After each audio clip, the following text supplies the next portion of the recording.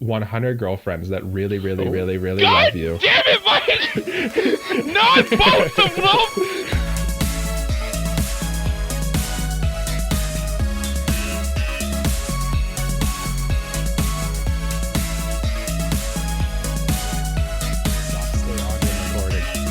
Those stay on. Mark Rompu Weebs. My name is Cole. His name is Mike. His name is Jay. We like anime. This is episode 109. Yes, 109. Yes, yep, Of correct. the Anime Protagonist podcast. Had to think there. Yeah. I scheduled at 108 today, so that's how I remember. Yeah. Good. And this week is, of course, it's my victory parade. It's the awards for the fall 2023 season. Yes. You best believe we're not missing that. Yeah, we're well into 2024 now here. How's your resolutions going, boys? They're going. I failed. You know. I failed. Already? Yeah, I failed them all. I suck. It's about right. It's about right. Well, yeah, we're just going to do our awards here today on this episode of the Anime Protagonist podcast, where we talk about anime and awards. And protagonists. And protagonists. And We talk about podcasts. podcast. We do talk about podcasting quite a bit, actually, Yeah, too. yeah. So From time to time, yeah. From time It's to meta. time. It's- Yeah, every we get now a little- and then. we get a little meta with it, you know. We're with the times. Mhm, mhm. Yeah, Like we're literally hip. right We're- now. We're cool, Yeah. I No, think. Never. No. Yeah. Yeah. So we'll with these awards shows, we got a lot of awards, so we basically just dive into it. You know, Mhm. we just jump right in, go through half the awards, take a break, and then continue on after that. I should have had my awards maybe on my phone before I started this episode. See, I've started I just print out all the awards and literally write it on a piece of paper because I'm an old man. And but you know what? Having a physical copy of things is so nice. It truly I is. have it on a notepad in my phone, Yeah, so have I it know on- which awards I'm I have it on awarding. my phone. I know, but trying to scroll through it, I don't know. It's less fun. No, I had to have it opened. That was the problem. Mhm. But I But didn't. what you don't get is if I say I'm writing something, and I can put a little note next to it saying bad boy, The bad. No. Yeah. That show Wrong. sucks. or cross it out. You know. Mm-hmm. Yeah, you're probably right, but I don't need to cross anything out. You know why? Why don't you get to cross anything out, you big beautiful bastard with a fresh haircut? Because I get first dibs on the awards. Oh, and the that's first right. award today goes to Song of the Season. And let me tell you, boys, I picked a good song, Mhm. I think. Mhm. There was Mhm. some good songs. As he says, the classic line. Yeah. Yeah, I mean, I had to. Yeah. But there can be only one, and I'll just award my award first off, and that is the ED to frieren, and that is Anytime, Anywhere. Oh, it's by so good. Millet. Millet. I'm not sure. She's the one who was in the Demon Slayer OP from the last She did Demon it Slayer with season. what's their name? Man on a Mission. Man on a Mission. Yeah. Mhm. Yeah. Yeah. Great song. Fantastic. Yeah, Mhm. just a nice soft song that builds up really well. Great Mhm. chorus. Mhm. Good song. There was good competition for and on first glance for all this one OP and ED. There's pretty good competition, Mhm. but yeah, this one was up there for sure. Yeah, definitely. I definitely really like this one. I think for me, I prefer it more as kind of like a total package deal rather than just the song. And we'll probably get into that in a minute. I hope it comes up later. Yeah. But now, before we start talking about any other songs or anything, let's continue the awards. Yeah, and- we'll get and- our awards out of the Yeah. way here. Who's so next? I believe think- it's Mike. Mike. next. So yes. I guess we should explain why Cole gets the first pick. It's because he won, quote unquote, our fall draft. So that's his Mhm. prize. He gets the golden goose. We need to come up with a title for our winner, I think. But Cole. He's I don't the want to be seasonal known as specialist. The The seasonal, seasonal spell? specialist. Oh, Yes. I am Oh. the seasonal specialist this season. dancing around in your little crown and golden Yes. underwear. Seasonal Yes. specialist. Yeah. Seasonal specialist. We should get And like I am. You should get like a badge of honor to We like should, to wear. Yeah. I think so. I think Cole would actually like that. But I think I am the middest of them all this season, coming in second. So I get to go next. That's my title, the middest. And I'm going to go with, for best song this season. Oh man, this is a tough one. I'm going to go with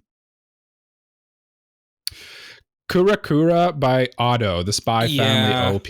Yeah. I am a sucker for an Otto song, and just on its own, take all the OPs out of the way and all the shows out of the way. The one I'm most likely to listen to on my Spotify playlist is this one.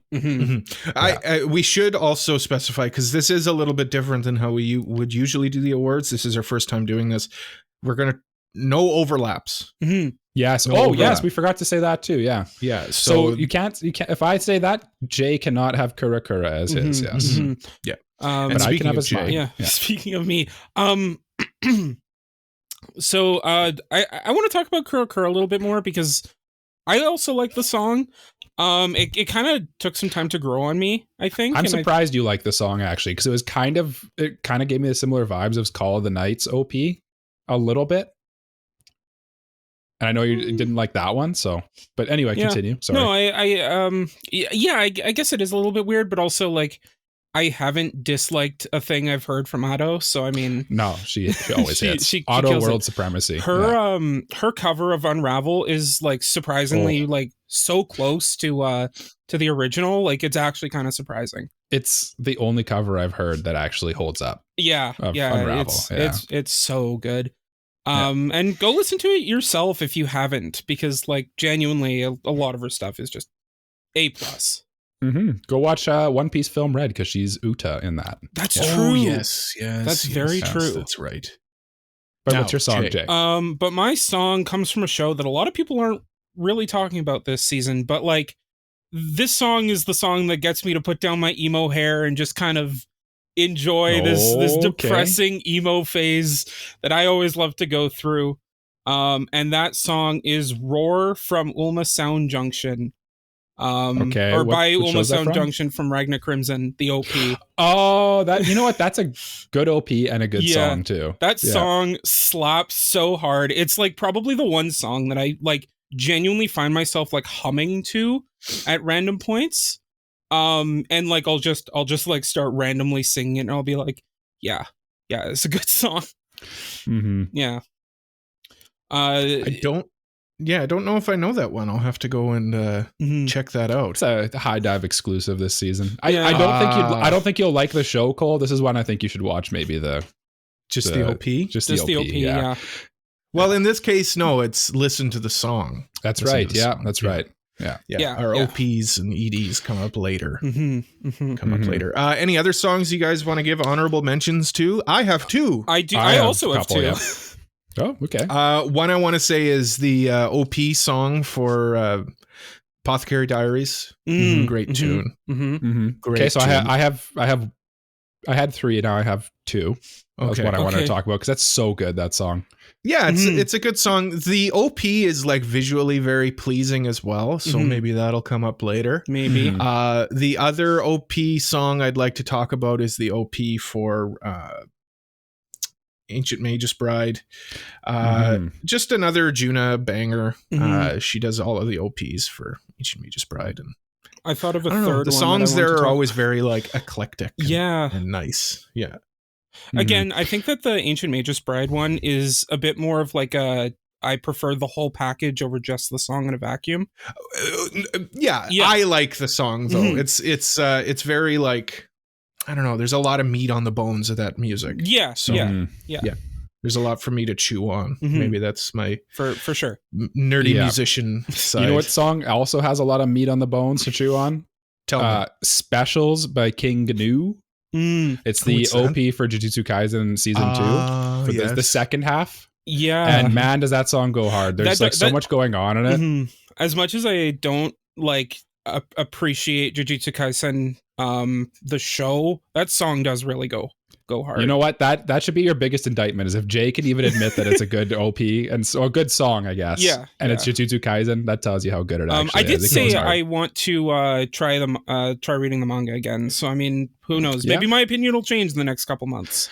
I somewhat doubt it, but and then I have one more song that goes incredibly hard, and this is probably the one that actually gets. So like these other songs all are really good, but this is the one that gets stuck in my head and just gets me hyped up every time I hear it. And it's called Jungle Fire, and it's the OP for MF Ghost. And if you know what MF Ghost is, just the like spiritual, it's a successor to Initial D. And if you know what Initial D is all about, it's like Eurobeat, techno, EDM stuff with like cars driving fast. That's all this song is. It's awesome. I highly recommend people go check it out. Cole, so I'm it's sorry. Definitely in. No, go ahead. Go ahead. Oh, I was gonna say the MF Ghost song is definitely in that wheelhouse of Initial D. Oh yes, there are cars driving very fast, and there is EDM bumping. It is good. Nice. Now, Michael, sorry, it's your turn for me to critique your mic placement. Can you just move your mic a little bit? You're peeking. Oh, I'm too close. Yeah, you're too close. Oh no, I've ripped my arm right off my. Well, you know what? Mike's you know what, Cole? Okay. Cole, I'll give you the time to kind of put some sound over. Initial and mother Ghost.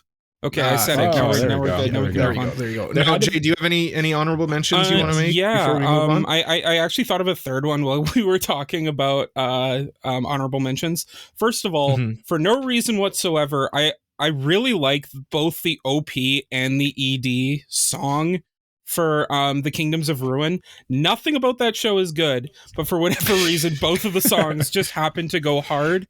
The ED's by the same guy who did the second OP to Jujutsu Kaisen. So if you like that, check that out. It's a much more melancholic song, but like it just like you can feel the emotion in his voice, and I really like that. And then it's kind of the same vibe with the OP, but I like them both. And then the third one was the OP for Scott Pilgrim Takes Off, Bloom. Good song. Really fits the mood of like both the OP and the show, and it's a good song. Did that show have a bunch of different EDs too? Yeah, it didn't really. You almost didn't have an ED, but it did have a bunch of different EDs because it had a bunch of like just different songs that played over the credits, but there was no. It was just black screen credits. Yeah, it was just like scrolling black credits. Yeah. But if I could, like that had great taste for the EDs. It actually used the song from one of our previous reviews, Bubblegum Crisis. Oh, really? Yeah. It used Ao No Hurricane as one of them. They actually like awesome. Cover that song in the show too. It's kind of crazy. Yeah. Sweet. Yeah. Scott Pilgrim's great. Now let's talk about duos. So duos are two people, and I have two people I would like to nominate. And I'm sorry, I apologize to both of you, but I'm taking Fern and Stark as my duo. Ooh, very interesting. Very, very subtle duo, but I enjoy their chemistry. And I look forward to that. I need to ask at this point, because this is a brand new thing that we're doing. So I'm obviously not allowed to take Fern and Stark. Yes, but you can take Fern or frieren? Yeah. Sure, yeah, that's a different duo. Yeah. Okay. I'm not taking them. I was just wondering. Okay. I think so. I think you can. Okay. I'll allow it. Well, okay. I'll allow it. What are you again? The seasonal specialist will allow it? The seasonal specialist will allow it. Yeah, I'm going with Fern and Stark. Like I said, I like their chemistry. I like their kind of growing, budding, whatever they're going to have. I don't know. I don't quite know, but there's definitely something there. And, definitely. Absolutely. I'm enjoying that. That whole program, chemistry. Honestly, is I really like the slow burn of it. Like it's not like they're rushing into it, but it's not like, they obviously like each other, but like random drama just keeps them apart. But like it feels very natural and very. Yeah. Like they're both kind of childish. Because they're both children experiencing their first love. You could probably pick almost any duo from that show and say it's in the running for best duo, because the characters are so well thought out and like the interactions are fantastic. It's great. Like you can even go Fern and Corrupt Priest there. You could go frieren and blue hair guy there. I can't remember his name. Himmel. Like there's so many. It's crazy. Yeah. Now, Mike, there are so many yes. duos to pick from. It is your turn to pick a duo. I just was raving about all the frieren duos and how great they are, but I'm not going to pick one. Oh, okay. Instead, I am going to pick Mao Mao and Jinshi from Apothecary Diaries. Nice. They were the duo that gave me the most feelies this season, I think.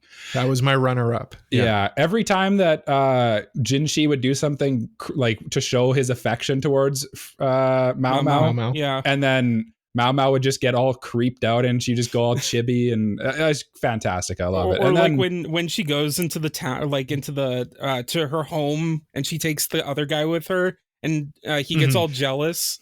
Yeah, He gets all depressed. Yeah. and his depression was, and there's like a scene later in it where he's like all depressed at a club, and that it's just the interactions between them are fantastic, and it kind of is what carries that show, other than like the mystery of it all. The like house kind of esque vibes it has. Yeah, maybe a little house cutty.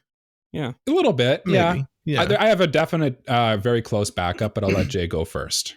Yeah. Jay. So my duo of the season initially was very tough to decide on, because like there were a lot of duos I did enjoy.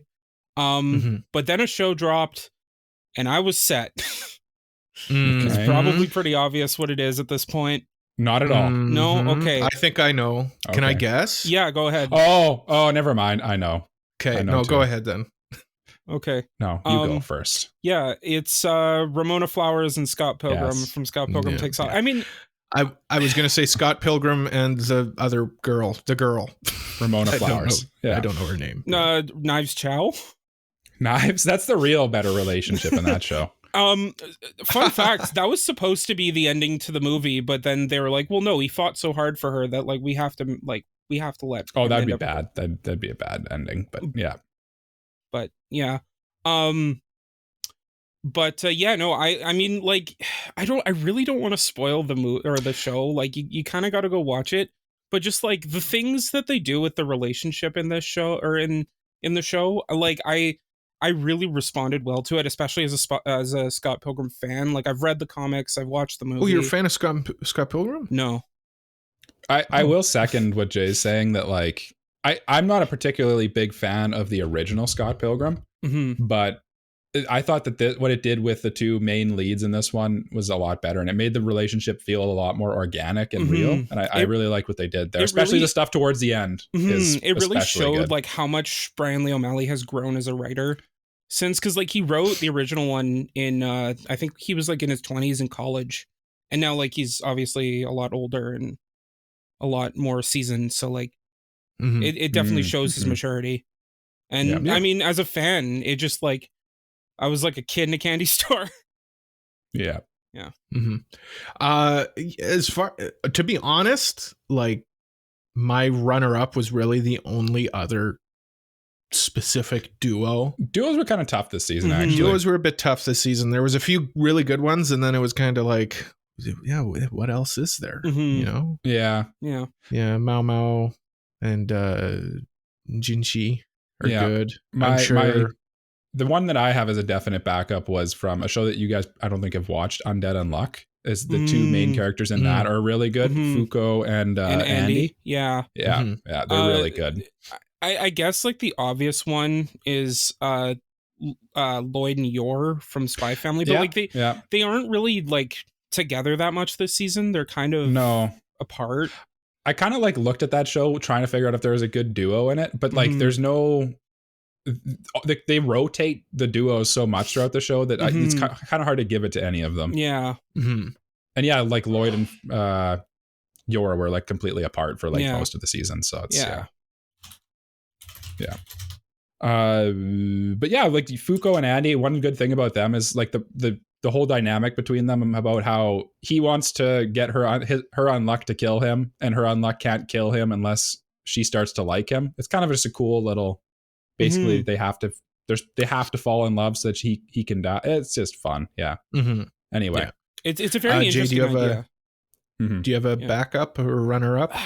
I was very strapped for figuring out like what I wanted for best duo, and then Scott and Ramona came in, and I was like, okay, obviously it's them. Yeah. But like even like Mao Mao and Jinshi, I was like, I don't know how long this is gonna last before it gets old. So like, I was kind of like it. no, I get it. I get it. It's just like I wanted more meat on the bones for that interaction over just like the same thing over and over again. And like that's nothing against people who like it. Obviously, like it's there for a reason. But I don't know. Scott Ramona just had a bit more. And you're a Scott Pilgrim fan too, right? Yeah. There's a bit of a bias there, inarguably. For sure. Yeah. But let's move on to underrated anime this season. And this was an easy one for me because I'm not seeing anybody talk about this show despite it being, I mean, it's good. It's a good show. And that's The Ancient Magus Bride season 2, part 2. I know why, because it's the part 2 of season 2. And unless you're an Ancient Magus Bride fan, you're not watching it. But it's good. They tend to lose steam as they move on, right? Like actually, I haven't watched Dr. Stone yet this season, and I'm a Dr. Stone fan as well. And apparently, it's I know it's one of the better arcs. I've read the manga, and I checked the AniList rating today, and it's like 84% or something. Which is kind of nuts. I think a lot of it is like I think Magus Bride is pretty high too. Unless you're like watching specific shows as an anime fan, or you're probably not watching like the older shows and you're paying more attention to the new stuff that's coming out. Thank you. Take us for example, like we for the most part prioritize the new stuff that comes out and like take a look to see it, like what's not new coming in that's good, that's worth your time. I mean, and that's not against the old stuff, it's just like there's a lot of other stuff out there, and it's a good thing we're spoiled for choice. I mean, Now, Michael, yes, what was your underrated show? So I have one that I want to say is my underrated because just I don't hear people talking about it, but I wouldn't feel right saying it's my underrated, and that's Pluto. I want to say it's my underrated because you don't hear people praising it as much as it should be, but it is incredible and people should be. But it is also very well received, so I can't really put it as my underrated. I'm going to put my underrated as Undead Unluck. Nobody's talking about it really. Nobody's watching it because they literally can't. But yes. It is very, very good. It's on Hulu. Go watch it. It's incredible. David Productions is doing a great job. Great OP, great ED, great character dynamics, cool concepts, cool fights. It's got everything. Full package deal. It's a moderately successful Shonen Jump series for a reason. And I say moderately because apparently the anime has done nothing for the manga, and the manga's kind of just been coasting by for a while. But yeah, I can see that. Yeah. Sorry. Shazana is apparently smashing dishes in the kitchen. That's all right. That's all right. That's honestly the content we need for the awards. Yeah. Yeah, exactly. Undead Unluck is fun. I'm sure I'll enjoy it. I feel like it's the better pick for underrated just because Pluto is so below. Like it's well received, if just underviewed. Underviewed? Yeah. Now Jay? Jay. Yeah. I'm gonna go check in on Shazane. I'll be right back. For sure. Send her a pile of plates in the kitchen. Smash his own while he's at it. Yeah. Should I wait for Mike to come back, or should I just? No, go ahead. No, he can hear you. He can hear you.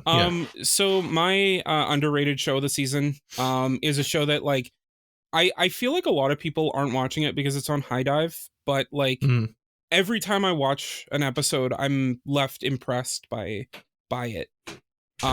Whether it's animation or just like the shonen fun that it seems to want to have, and that's Ragnar Crimson. I had a feeling this was going to be yours. I enjoy the show so much, and nobody talks about it. The director worked on a ton of shows by Ufotable. Like they were a part of Heaven's Feel. They were part of like all this this like big Ufotable stuff. Big Ufotable. Yeah, big Ufotable. And just kind of fell by the wayside. But I think it's worth your time. Fights are good. I'll be the judge of that. I would agree with Jay. I think in a lesser season, this show would be more talked about for sure. Yeah. 100%. Yeah. Any other No, I kind of gave my other one that I thought about. Yeah. Yeah. I don't know. Yeah, like I kind of agree. Pluto is probably one where I feel like enough people aren't talking about it. It needs more views, but it's not underrated. It just, if this was underappreciated or needs more love or something, then maybe. But yeah, less known than it deserves to be.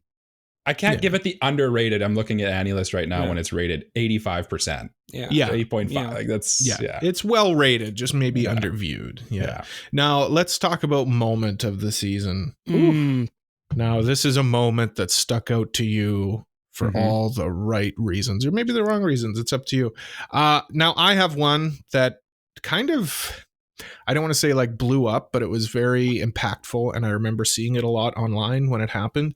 And that is frieren telling that other demon person to KYS.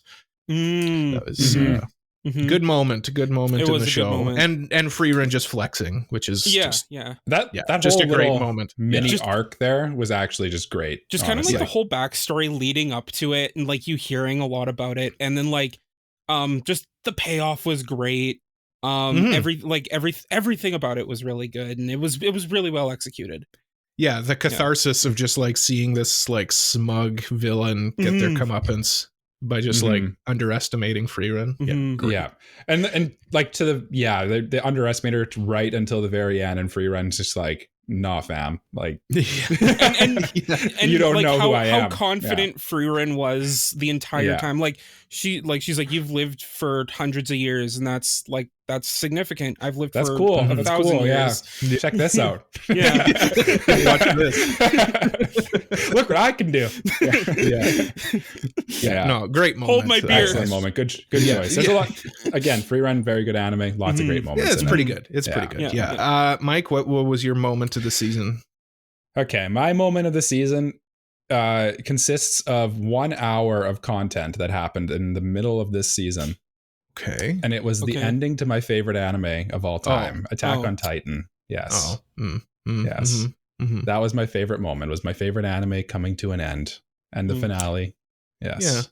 Yeah. It's a nice moment. I didn't know exactly a specific thing I wanted to put above that, and I think I'm going to stick with my guns and just say that's what I'm going to go with. I kind of have a hard time giving Attack on Titan any other awards in this as well, because like, how do you give an OVA in a seasonal anime thing an award? But suck it. I'm a progenitor of this podcast. I can do what I want.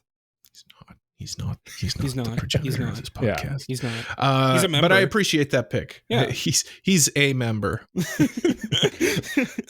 I just got demoted to guest again. Yeah. I have to serve another 8 weeks as guest. Yeah.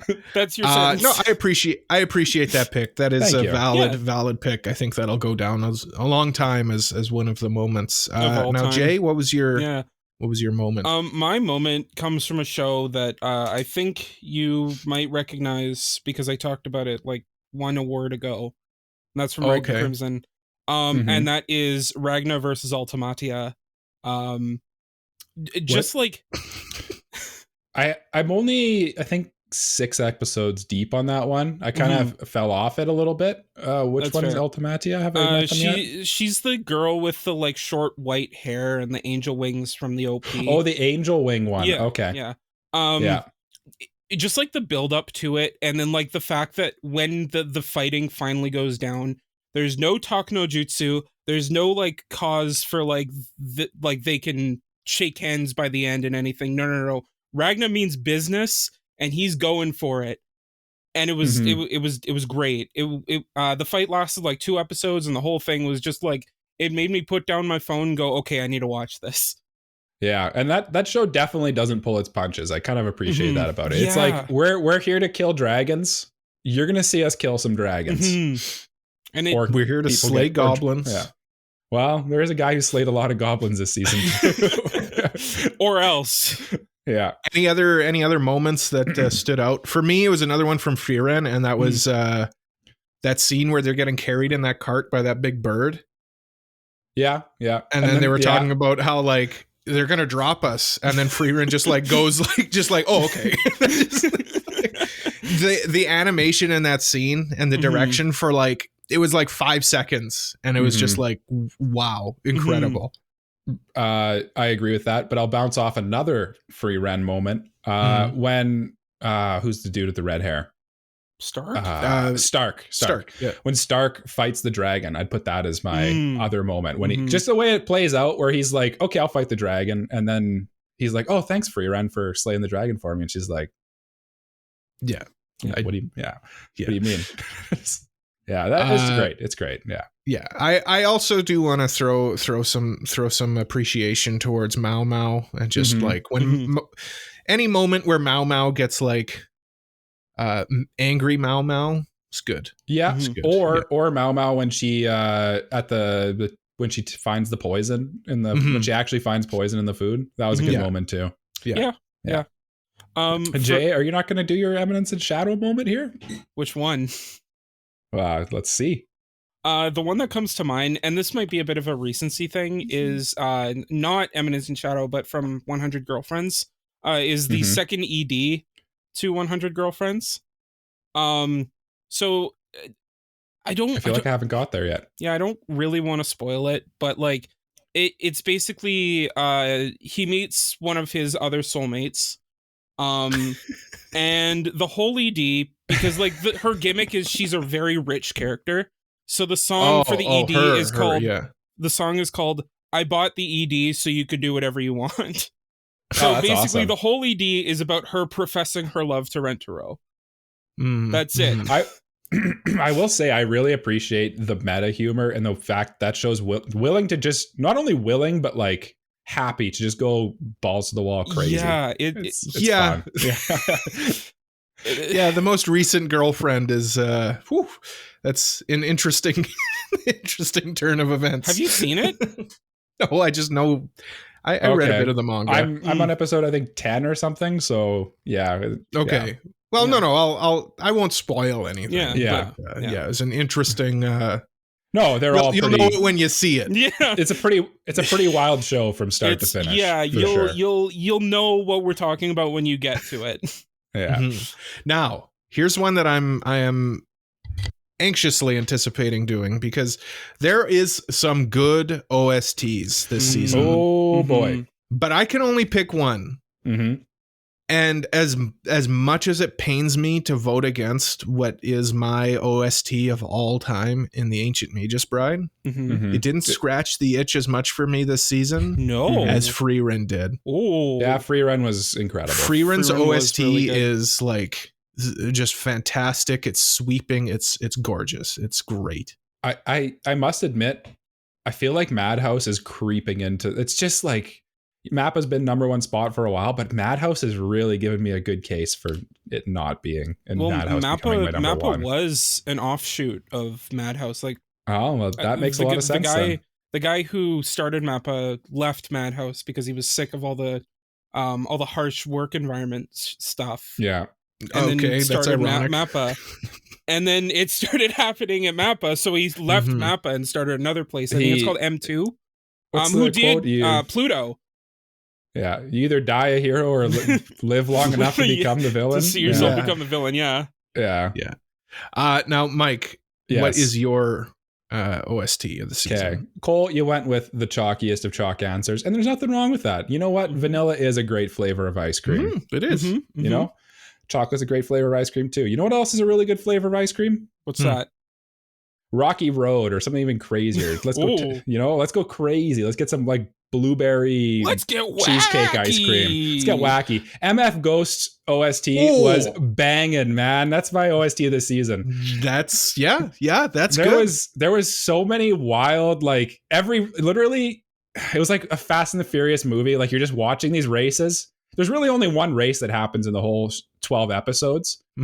But each episode kind of focuses on like one car versus another car, one driver versus another driver. And they just like the way they go back and forth, and they just have like this Eurobeat techno going over at EDM. Just, your heart's pounding. I'm just like, Mike's in his couch, just like that tape, Maxim tape or whatever. He's got like that like waving. The sound test. Yeah. Like the waving skin with like his you can like see everything in his mouth, like his gums and everything. Like And you know what? I include the OP and ED in this one too, and even the OP gets you hyped because it's crazy, and it's the rest of the show is kind of like that too.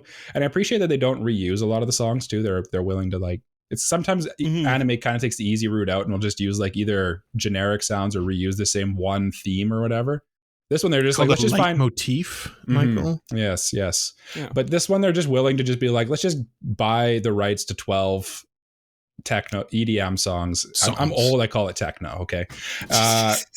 And then it's nice that they wrap it off with kind of a more like soft and peaceful song just to take you out of it a little bit, get you back to real life. Yeah, it's good. Jay, what is your score or your OST of the season? OST standing for original soundtrack. Yeah, my OST of the season is from a show that I can't praise enough. And that's Scott Pilgrim Takes Off. Anna Managuchi, who did the OST for the game. Anamanaguchi main? Anamanaguchi. They did the OST for the game, and they came back to do the OST for the show. And just like the amount of songs, the fact that like all the songs fit every scene, I Feel Fine is like such a great bookend for both the beginning and the end of the show. Just setting up like what the show's gonna be, and then like capping off with like both the development of all the characters and like where they've like how far they've come. Everything about this OST is great. Go give it a listen. It's phenomenal. Yeah. Oh, I'm sure it is. I mean, music's such an integral part of Scott Pilgrim. Yeah, and we do get a little Black Sheep too. We do get Black Sheep. That is true. We do get, and honestly, like this one is a pretty good OST as well. Very good OST, yeah. And the fact that they have a different ending song and they're just like popular songs is good on its own. And all the video game sounds too is sweet. Yeah. And like a lot of the music is inspired by like that classic like early NES, SNES chiptune music. And I love that because that's Scott Pilgrim's identity. So yeah. Yeah. I mean, and of course I don't want to not talk about Apothecary Diaries as well. Oh, I mean, yes. Yeah. Kevin Penkin. Yeah. Penkin. Yeah. Yeah, great OST there as well. For me though, frieren was just like when I heard it was like, this is I will give a shout out to Pluto as well. It's more like how Cole always says about the Mage's Bride OST. It's not making it on any like best of lists probably. Like you're not putting it's not making it on your playlist, any of the songs or anything like that, but the score kind of just perfectly matches the show. Yeah. Really highlights the emotions you're supposed to feel. Yeah. Jay, do you have any honorable mentions? I mean, Apothecary Diaries was on, like, it was runner up and it was on my list for like the longest time until I watched Scott Pilgrim and I was like, okay, I gotta but yeah. Okay, now we move on to direction in animation, which is basically not animation. Animation is a separate thing. Direction. Very true. Yep. That is a different thing. And for me, I'm going with frieren again. The direction in frieren, like I said, that scene where they're in the cart and frieren has to like do business for once because she always she never does business unless she has to. And that scene just sticks out to me so much and is so impactful to me that it like, kind of takes it over the edge. And one thing to consider too is you said it doesn't consider we're not considering animation, but it does include like shot composition and stuff like that. That's a pretty key part of this, and like the compositing of the animation is part of the direction. But like, and frieren is fantastic at that. They have some of the it's like an all-star team doing this show. So yeah, that's mine. Now, Michael, ooh, what is yours? What do I go with here? Do I go with Apothecary Diaries or to go with Pluto? I think I'm gonna go with Pluto. I'm gonna go with Pluto as my winner for this one. I think they took old manga, updated the character designs and everything, and they managed to like hold perfectly true to the actual story of it, while taking enough creative liberties and like mixing it up a little bit and like just presenting this all-time manga in such a neat little package and not missing anything. And the show just like the shots are great. I can't say enough about it. Go watch it. It's fantastic. Apothecary Diaries is fantastic as well. I just think there's less wow moments in Apothecary Diaries compared to Pluto in terms of like the direction of it. Yeah, I hear that. Now, Jay, what do you want me to hear? Well, you know what? Is it Scott Pilgrim? No, it's actually not. Oh, okay. I'm glad Mike didn't take Apothecary Diaries because that was my choice for best direction of the season. I'm glad you took it because it deserves it. This is a good looking list we have. It was here. and I mean, like the show looked great. It felt like every shot was like well thought out and like it had a point to it. The show looked beautiful and it felt like everything came together really well with like music choice, like for when the OST was like should come in and be played, and like what song to play and all that,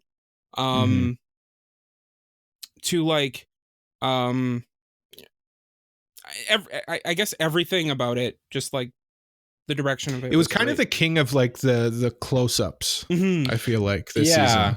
Yeah, it had some great like close-up character shots that like really like were impactful in terms of emotion, especially on Mao Mao. The one I think of is that one where like it was closer to the beginning, where she's kind of like going after that not maid but like attendant for the lady in waiting. Yeah, the lady in waiting for giving the lady like that makeup that was toxic. I thought that was beautifully directed. Like with how it was shot, it really exuded like the intensity of the scene and really made it much more impactful. One thing I'll say too about Apothecary Diaries is that like most of the mysteries that it had, I feel like it presented all the evidence for you. And if you were really paying attention, it was well done enough that you could probably figure out what was going on. It did a good job of laying it out in an interesting way that kept you interested. Yeah, and I think that's the mark of a good mystery because like it allowed you to figure it out yourself if you were so inclined. But it also had like great shots, like the lady on the wall and stuff like that. Or yeah. Good show. I will also shout out Jujutsu Kaisen season 2.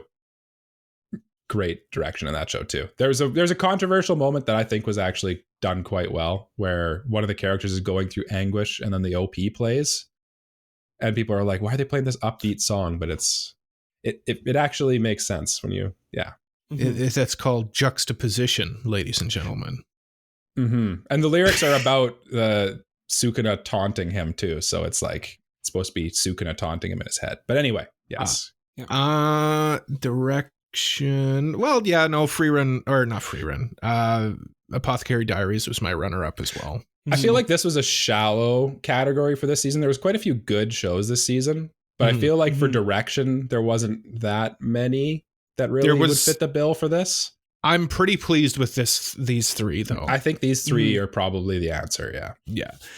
Now, best character design to round off the first half. So these are character designs of characters in anime. And for this one, I am going with Apothecary Diaries. You son of a gun!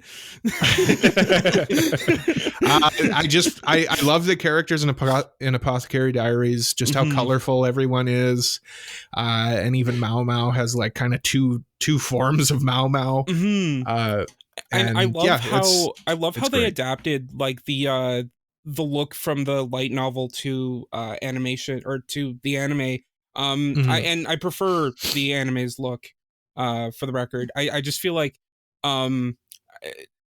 for lack of a better term, I think that the face designs look a bit more, as offensive as this may sound, it looks a bit more bulbousy than bulbousy. I know what you mean. Yeah, like they've got very big eyes. Yeah, I know what you mean. I feel like the anime's character designs kind of like smoothed that out and made it look a bit more eye-catching. I also have to appreciate like good use of chibi, because sometimes like if you throw chibi in, sometimes it doesn't work, but it works in Apothecary Diaries. Michael. I found this season to be pretty tough to pick a winner for this specific category because there's a lot of, we don't like giving it to manga where they can just basically copy paste the manga character designs. That's exactly what I'm going to do here. I'm going to give it to Undead Unluck. Okay. So I just really like all the character designs in this one. They're all very unique and their abilities are super cool and how they factor into their character like design. Even you can kind of like use it as a clue to figure out what they're doing, and like the villains that happen in the show, you can tell that there's certain things that wouldn't be captured in the manga if I had to guess, like auras and stuff like that, and just the way their attacks work and stuff. Okay. And like transformations and stuff like that. It's pretty, it's interesting, and I appreciate the way they're done. And I think the designs are basically ripped right from the manga though, so I kind of feel bad about this, but I just don't know if there's a better answer here. Sometimes you gotta do what you gotta do. Yeah. I do see what you mean, and I think it does have like a bit of that David production flair to it, where like it kind of feels a bit more fluid, but at the same time, being able to rip like something that's meant for a static image and make it work in motion is something that's also worth praising, because like a lot of the time people will want to simplify the design to make it easier to work, but they were able to make the original work, and that's praiseworthy. They kind of just took the original stuff, made it look good in an animated form, and then also added enough extra like CGI, I guess, and like other effects to make it flow good and look really nice. Obviously, Frieren is great, Pluto is great too, but yeah. Jay.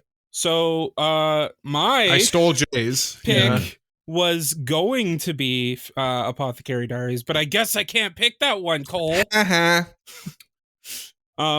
So I don't mean to gloat, but he's gloating. He's gloating. Sucks he's to suck. Absolutely gloating. Sounds like a skill issue. So I guess I'll have to go with my runner-up, which was Scott Pilgrim Takes Off. Yeah, I'd consider that for here too. Yeah, actually. And I mean, like, if you look at the comic designs, it feels like they took the original designs and kind of updated them for this show. Yeah, and it's kind of how I feel about this one as well. Yeah. Sorry, go ahead, Jay. Yeah, no, I just like I when I first watched the show, because like I'd watched the comic a long time ago, I just thought like, oh, this is the original character designs that I know and love, like, but no, they're updated from the comic, and I think they're from the video game, and that's why I think of it like that. But okay, but like, I mean, even still, I love these designs. It feels so natural, and the fact that they work so well in motion says a lot too. Like, I mean, like I said about Mike's pick, the fact that they're able to take like very complex designs and make them work in motion, that's worth praising. And I mean, yeah, I do always find like the look of Scott Pilgrim is like very Samurai Jack. What was the guy's name who did Samurai Jack? Tartakovsky. Okay. Tartakovsky. Yeah. I you can tell that those were like the inspiration behind like, you know, Powerpuff Girls, kind of that like early 2000s cartoons. Yeah. So I mean, yeah, but then like, kind of like a new take on them. Yeah, that's a good pick, Jay. It's kind of similar to like Pluto kind of did the same thing. They took like a very beloved and classic design and just kind of gave them kind of a new coat of paint for like the new era, right? And it works really good, and especially as Scott Pilgrim too. Like I had never actually seen the original stuff from like the original, I guess, graphic novels, comics, graphic novel. And it definitely looks a lot better like from that, I would say. So absolutely. Yeah. Well, that's everything for the first half. I am hesitant. No, we won't do a mailbag. Because we got lots of awards to do. So we'll skip mailbag today. Sumimasen. Yes, we are sorry. And we just want to remind you, we've got a manga review coming up for Chain Soldier. And we've got an anime review we had to change, and that is now Toilet Bound Hanako-kun.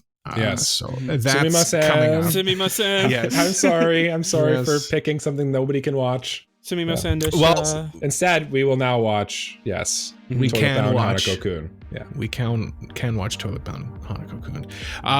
But we have more awards to present after this. Tell him. Break. Tell him. Break.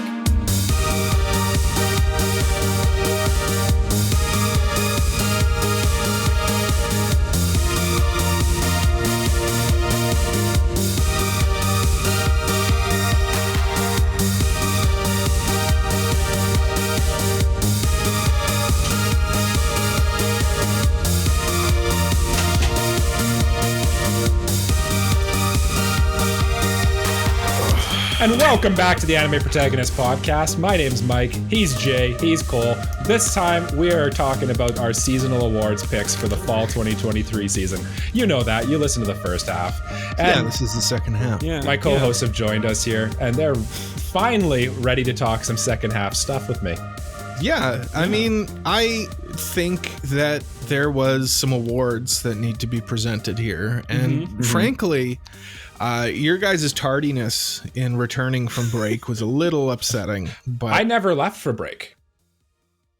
You sure about You that? saw me right here. The listeners heard me reintro the podcast, and then they saw you guys walk in the room like two studs, strutting their stuff, their peacock feathers flying high. Fashionably late. Yeah. We're here. We're opening up the second half. And what's a better way to open up the second half of this second half? See, it's hard. It's hard Then when you're with trying to... an OP. Oh, yes. No, boys, yes. I An don't know OP if- of the season. I don't know if you agree with my sentiment here, but this season was stacked with OPs. There were a lot of Some good good OPs this season. On first glance, I didn't agree with you. I think there's a lot of good OPs.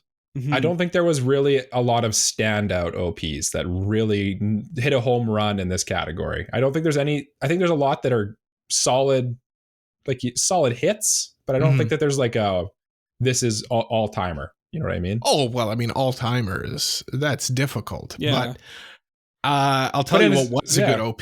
Tell me. Okay. Tell me. And that is The Ancient Magus Bride Season 2 Part 2. Despite me posting it in the Discord, come to our Discord, and being met with absolute Silence. straight-faced gang. Yep. Just straight up, like, just destroyed me. You know? But that's okay, because it's the OP of the season. It's got great art direction. It's got great storytelling. It's got great animation. And you know what? It's got a good song. I won't hear anybody say that it doesn't have a good song. I can't argue against you on this one because I've never heard it or seen it. But I did watch a couple, like just to remember all the OPs of the season. I watched a couple of those like top 40 OPs of the season, which is crazy that we have those videos on YouTube. But I watched one of those and it was ranked pretty high in there too. So It's a good OP. yeah, people like it. It is The a people good who OP. have actually heard or seen it like it. Yeah. Now, Mike, what have you heard and seen? So I was trying to come up with this and I just kept adding to the list of ones that I thought were in the running. Like I said, a lot of solid 8s, but there's nothing really, there's no 9s or 10s. So I was kind of like, what do I even go with here? I thought about going 9s with and 10s are tough. So yeah. And I think I'm going to go with, my goodness. I'm going to go with the Undead Unluck OP, I think. You know what? I've heard great things. I still haven't seen it. No, it's very good. It's like it is good. It's a little more artsy, I would say. A little more like stuff going on. It's got a good song. It's got a good driving drum beat to it that you're kind of getting. Queen Bee never. It's Queen never Bee. misses. Yeah, Queen Bee. Yeah, they don't miss. It's Queens of the Stone Age. Nope, not this time. Queens of the Stone Age don't. Well, you know what? They do miss, but they do have some miss. good. Yeah, They miss do. sometimes. But Queen Bee don't miss. They did the ED for Oshinoko as well. OP for And Dororo. Dororo, yeah. They know how to do a good song, and it's very like introspective and thoughtful, and it kind of just like I'm a sucker for the OPs and EDs that take a different art style than the show itself, and this is one of those as well. I was really tempted to just do the meme pick and go MF Ghost because it was probably my favorite one that got me like most jacked, but it's just me as a person that loves that. Well, we'll get into honorable mentions after Jay tells us what Jay, his tell OP us yours. is. My pick is a very personal OP to the character of this show, and that's Apothecary Diaries. Good. yeah. I'm glad that it. that was. I love this OP both from like a visual side. The song really fits the show, really fits Mau Mau's character, and Mau Mau is slaying in this OP. Oh, 100%. Yeah. That shot that like you see like the trees and all that, like that shot is gorgeous. Mhm. And like not to say that like one shot makes the whole OP, but like just one of the things that comes to mind. And then like the whole like metaphor of like the two sides of her, and like kind of like the flowers blooming and wilting and all that, like lots of great stuff in there. Lots of great stuff. I wish it had a more interesting background, and that's why it wasn't my OP of the season, but it was my runner-up. It was probably my runner-up too, actually. I do like the black background, Mhm. but I just wish it had more. And like I was saying, Mau Mau slays. Yeah. Yeah. And yeah, like the animation in the OP is so good. It's Mhm. ridiculous. Spy Family, another runner-up too. That one OP was good. That one was my OP of the season for the longest time, and I just like last minute. I'm a little surprised you didn't go with that one or the Scott Pilgrim one, to be honest with you. The Scott Pilgrim one at the same time, like again, so close to being OP of the season, but Apothecary Diaries just kept coming back, kept being like, no, I'm glad you went with me. it though. Yeah. Wee woo, wee woo, wee woo. It's net best OP. Is what it is. Wee woo. Hater alert. Hater alert. The frieren OP. No. No, I don't agree with you on that take. It's fine. It's just, you know what I'm gonna get a lot of hate for my next comment. Yawasobi, overrated. Okay, you deserve the hate you'll get for that. Yeah. You know what? All of their songs sound the same. They have like this triplet feel. I get that. Yeah, I get that. And I've kind of become desensitized to it. Like, let me tell you, Idol, absolute banger. Mm-hmm. But then I realized all of their songs sound the same. Yeah. I don't know if I agree with that either, but I understand. Just personal taste, I guess. I understand where you're coming from, but I like Yusha. Like the song.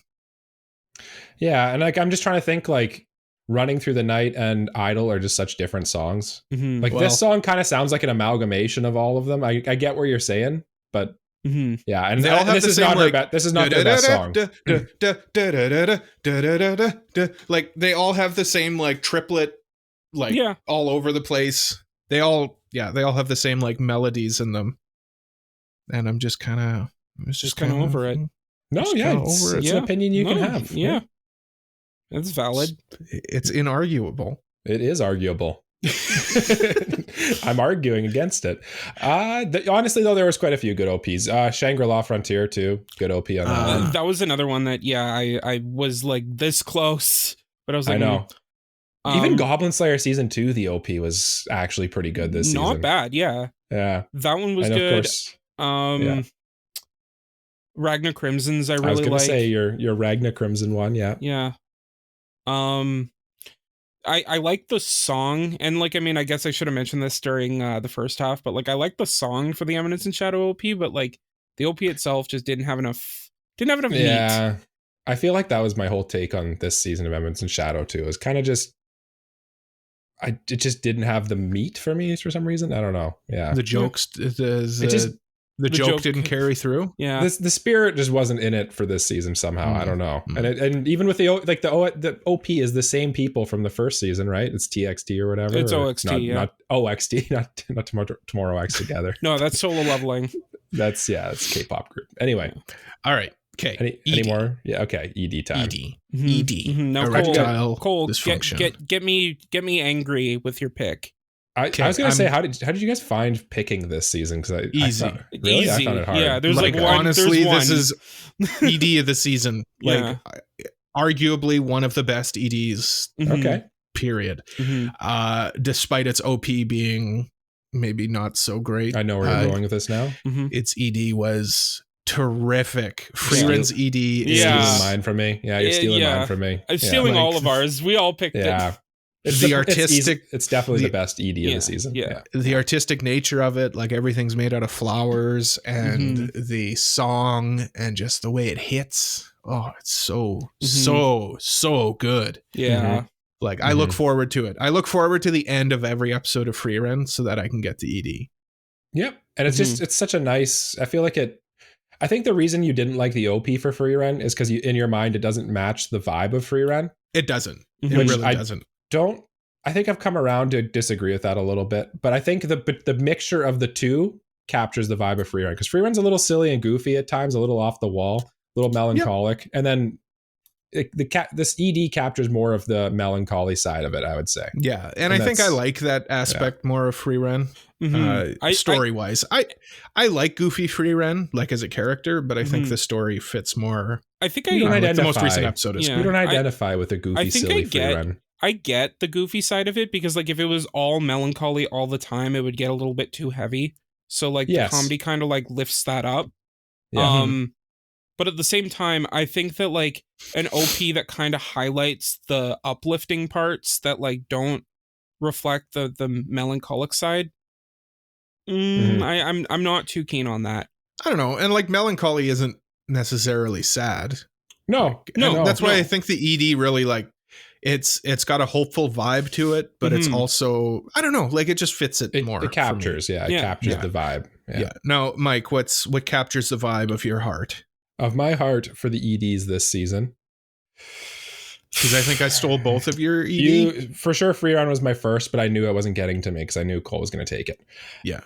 And I know Apothecary Diaries is not winning one of these because it was, but it was an okay song. It was an okay song, but it's just what's her name, Mau Mau floating around. So it's kind of hard to give that. Yeah. I'm gonna do a dark horse take again here. I'm gonna go with Mother Ghost. No, the ED for that one's kind of mid. Okay. I'm gonna go with a show that is gonna take both of you by surprise. And it's 100 Girlfriends that really, really, really, really love you. Damn it, Mike! Not both of them! Jay screwed. I had a feeling I was going to steal this from Jay, but it's so good. Cole, have you seen this ED? I haven't. So no. You would love it. You would love it. I'll have to go check it out. Do you know the Shikimori ED? Yeah. You know, like that vibe, or the Konosuba Megumin ED? Yeah. It's very much in that spirit, where it's just like kind of chibi and cute and like a nice, or the Dress Up Darling ED. My Dress Up Darling, yeah. Yeah, it's in that, you could slot it in that category of ED, and it's fantastic. It's such a cute little song, and it's just great. Yeah, I'm in. Jay loves it for sure because it's got the video game chiptune sounds to it. It's adorable. This ED is adorable, fits the show to a T, and just like Cole talked about how the Frieren ED was something that he looked forward to every episode. This was something I looked forward to every episode.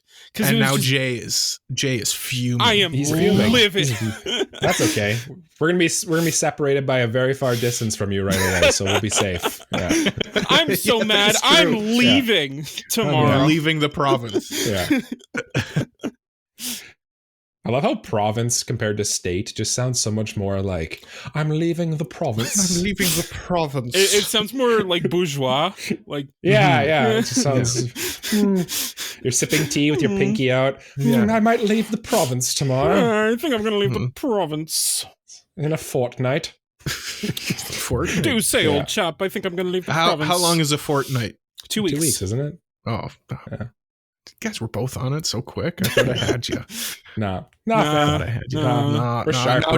Jay, I've got a very tough question for you. What is your ED of the season?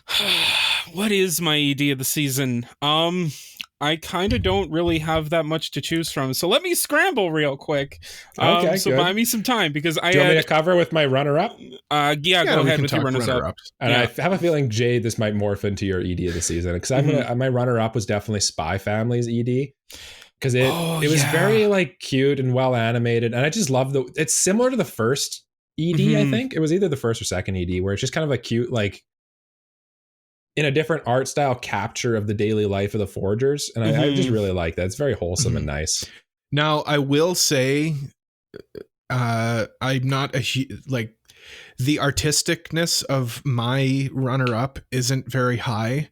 But I kind of like it for what it is. It's like a nice palate cleanser for the show. Yep. And it makes me like that. And it makes me upset every time I see it. And that is Apothecary Diaries. I know we touched on it a little bit. Mhm. Not the most artistic ED. Like They Mau just Mau need is to do- literally just floating, but it's like ethereal. It's kind of dreamlike. Like Yeah, she's kind of just floating I there. can't in good conscience say it's like bad. Mhm. You know what I mean? But Like, it's not great. It's not good. It's Yeah. not. Yeah, it doesn't. For just like literally Mau Mau floating on a black screen with credits, it's better than it should be. Yeah, Mhm. yeah. In a The weird song's way. good, and yeah. I don't know what it is. Like it is a very nice palate cleanser to the show, and yeah, It's kind of all it is, though. It's pretty. Yeah. It's a good one to go on your phone while you listen to the nice song. Yeah. Yeah. And Ina the End is just Yeah. she's the best. She's the best. I love her. Did we buy enough time, Jay? You sure, let's go with this one. Okay. So I We will got you. agree with the sentiment that the Spy Family ED is really good and it captures the same feel that the other one did. But there was one ED that Jay's got a think big of- butt he's going to talk about. There's one ED that I think I want to pick more, and it's the one thing that saved me. And Okay. it was my runner-up for best moment of the season. Oh. And that was the second 100 Girlfriends ED. Oh, Okay. Jay with his technicalities again. All right. Okay. All right. So just kind of a one-off ED. Yeah, but but it is an ED. It is. it is yeah. an ED. Yeah. I mean, Mike picked Chainsaw Man ED famously. I did. was Yeah. Technically 12 correct. different EDs. Yeah. I could have picked Scott Pilgrim ED. You could have. Could have. Yeah. You 8 could've. different EDs. Yeah. But you didn't. But I you didn't, didn't. though. I took Jay's ED from him. Yeah, you both took mine. You can I feel bear the the curse of your satisfaction in ED. taking. You can feel the satisfaction in taking both of my picks for best ED of the season. I do. Yeah, we do. I am very satisfied. Mhm. Good. Do you have any runner-ups though, Jay? I mean, Mike and I talked about our runner-ups. So. yeah. Spy Family is definitely up there. As much as I think that like, I prefer the song over like the actual ED itself. The Ragnar Crimson one stands out to me. But aside from that, I think like you both kind of covered the ones that stood out to me as good EDs. Like the Apothecary Diaries one was just kind of Mau Mau in like just kind of floating. Yeah. The Shangri-La Frontier one was good. Like I not great, but like I like this kind of like the main character Sanraku is kind of like diving into the game, and then it shows like different shots from Shangri-La Frontier, and I thought that was neat. And it looks gorgeous, but it's just kind of like a PowerPoint presentation. Yeah, you But, gotta like, it you gotta looks- give it up to the EDs that like Yeah. do something. Yeah. you know? Yeah. I feel like the reason why the Apothecary Diaries ED is kind of the way it is because they took the money that they would have spent on the ED and just put it into the show Mhm. Yeah. instead. And the OP. It's Hey, a good I'm choice. fine I'm with here that. for. I'm here with that. Yeah. Yeah. Same Yeah. thing with Alright like with Scott that. Pilgrim or something like that. Mhm. They're just like, let's just do the show better. Yeah. Yeah. All right. Okay. Supporting characters. Okay. Also known as my co-host. Okay. Play the crickets. Supporting characters. My supporting character of the season is Fern from that show. Frieren. Frieren. Oh, interesting. Yeah, Fern's great. She's kind of she's low key kind of a bratty child, Mm-hmm. which is funny to me, but she's also kind of the most like mature one out of the group. She's kind of the mother, but at the same time, she'll like have these like pouty fits. Okay. So I don't know. She's just a funny character to me. So. I like her a lot, but I would argue that she's a main character. Well, but- like she is a supporting character. Okay. Like, Frieren is. Hey man, who did I take main as a protagonist? Who did I take as a supporting character that was not at the same time? So I teach their own. No, you took Uzui. Uzui is Uzui as a the main protagonist. as the protagonist. Yeah. Yeah. But yeah, no, Fern's great. I like that pick too. Like Yeah. I said, with all of Freeren's characters are fantastic. Mm-hmm. Now, My Michael. supporting character of the season. Mm-hmm. Tougher list on this one too. Tougher to come with the one on the top. I'm gonna go with someone who Jay might get mad at me for. I love it. I'm gonna go with Wallace Wells from Scott Pilgrim. Okay. Scott's roommate is who I'm talking about, and I just think like the way they worked him into this show was a lot better than the first one, and like the stuff towards the end with him is actually pretty great too. And yeah, I just thought he was more present, and I was happy for it because it was just great to see him. And yeah, he did a great job. Yeah, no, Kieran Culkin killed it as well again. And like I love how like he's the character that's supposed to be like the side of reason for Scott, like the voice of reason. He's kind of like the adult in the room a little bit. Yeah. And just like how he plays off of that, especially in like the later stuff, is fantastic. Like what they did with Wallace was superb. Yeah. Both when Scott's there and when he's not. The bit at the end with the boyfriend who works at Nintendo or whatever got me laughing so hard too. I was like, oh, that's hilarious. Yeah. I love that scene. He works at Nintendo, so he gets free Nintendo games. No. Yeah. That was a very good scene. Great. And Wallace Wells, great supporting character. I have a couple runners up, but I'll let Jay go first. Mm-hmm. Yeah, for sure. So my pick for supporting character, this was one I was kind of struggling with a little bit because I wasn't sure what I wanted to pick, but I think I've decided on one. And it's a character that kind of got more of a spotlight into the latter half of the season than the former half. And that's Rose Oriana from The Eminence in Shadow Season 2. I really liked her character arc in this season and where they took it. And I mean, I love Eminence in Shadow, and I thought that like her involvement in the latter half of the season was a lot of fun. So, yep, yeah. Runners up. Okay, runners up. Cole, do you have one since you get to go first? No, I haven't really. No, for me, like Fern just kind of stuck out to me. Yeah. So I don't really have a runner up. I feel like Apothecary Diaries kind of was tough to pick a side character because it's kind of like they're so episodic that you kind of don't really get attached to anyone other than the main couple. I like Jinshi's kind of like butler guy. I just thought of him too. He was good. Yeah. The one that like I almost picked was the concubine that Mao Mao worked for. She was fun too. She was fun. I liked her, but like you guys said, they don't really get enough time to like actually. Or even Mao Mao's like friend that she kind of like talks to all the time. I liked her too. Yeah. It's kind of they're all good, but they're not. They don't get enough. They're not memorable enough. Yeah. Like I went through the list of names because I always check to see like who's a main, who's a supporting ever since the incident. And like, I didn't even know who they were just looking at the names. So that kind of tells you all right there. Yeah. My one that I almost went with as my winner is Epsilon from Pluto. I know both. I don't think either of you know who Epsilon is, but he's the long-haired robot.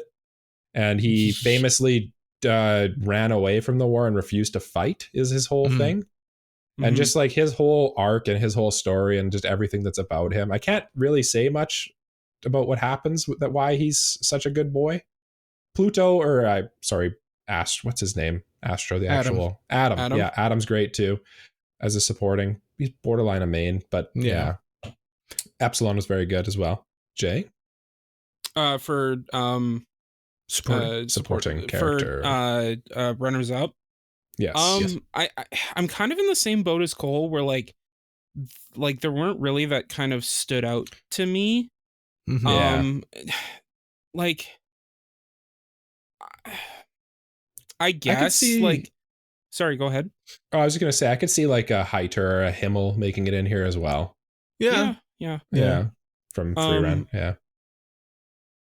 Like I can't really pick anyone from 100 Girlfriends because they're pretty much like all main characters. Yeah, there's like 6 characters in the show and they're all main. Actually, I just went on the Annie list. They are all main. Yeah. From Ragna Crimson, the girl that doesn't have any arms, but like she can like she doesn't have arms, but she can see like into people's souls. I thought she was an interesting character. I really liked the girl who protected him in the first episode, and I was sad that she just disappeared. Basically, I forget her name. Leo. The girl with the pink hair. Leo, yeah. Yeah. I really liked her a lot. She was probably in the runners-up category as well. Yeah. No, I honestly, if there's one thing I want to see more of in this show, bring Leo back. Yeah, please bring Leo back. I hope she comes back soon. Yeah. Yeah. Well, it's time for the main character to come back. Okay. For the main character of the season. Listen, I try sometimes with segues. You know what, Cole? And I get an A for effort, I think. You know what? Right? You definitely get an E for effort. Yeah, you're right. Yeah. Yeah. Main characters. Main character. And now it's time for the main character. My main character was easy. It's an easy one. Yeah. It's Mao Mao. Oh. Mao Mao. Oh, okay. You thought I was going somewhere else. No, Mao Mao's the best. Did you think frieren? I know who he thought I was going with. Yeah. No, Mao Mao's the best. She's so, I don't know. She's got a lot of depth to her as a character. And I don't know. I just find myself being like drawn to her as a character. She's interesting. She's magnetic, and she's very interesting, and she's got a lot of spunk and personality to her. A lot of personality. Yeah. Which is why she'd be my runner-up. But who is your primary? My primary main character of the season will be frieren. Ah, yes. I handed it to you on a platter. You did, yes. Yep, That's what I thought you were for sure going with, but I think these are like 1A, 1B, and you can put them in any order, and yes, both are correct, yeah. Frieren, like you said with Mao Mao, she's magnetic. You want to know more about her. You want to know about her past. You want to know what she's thinking.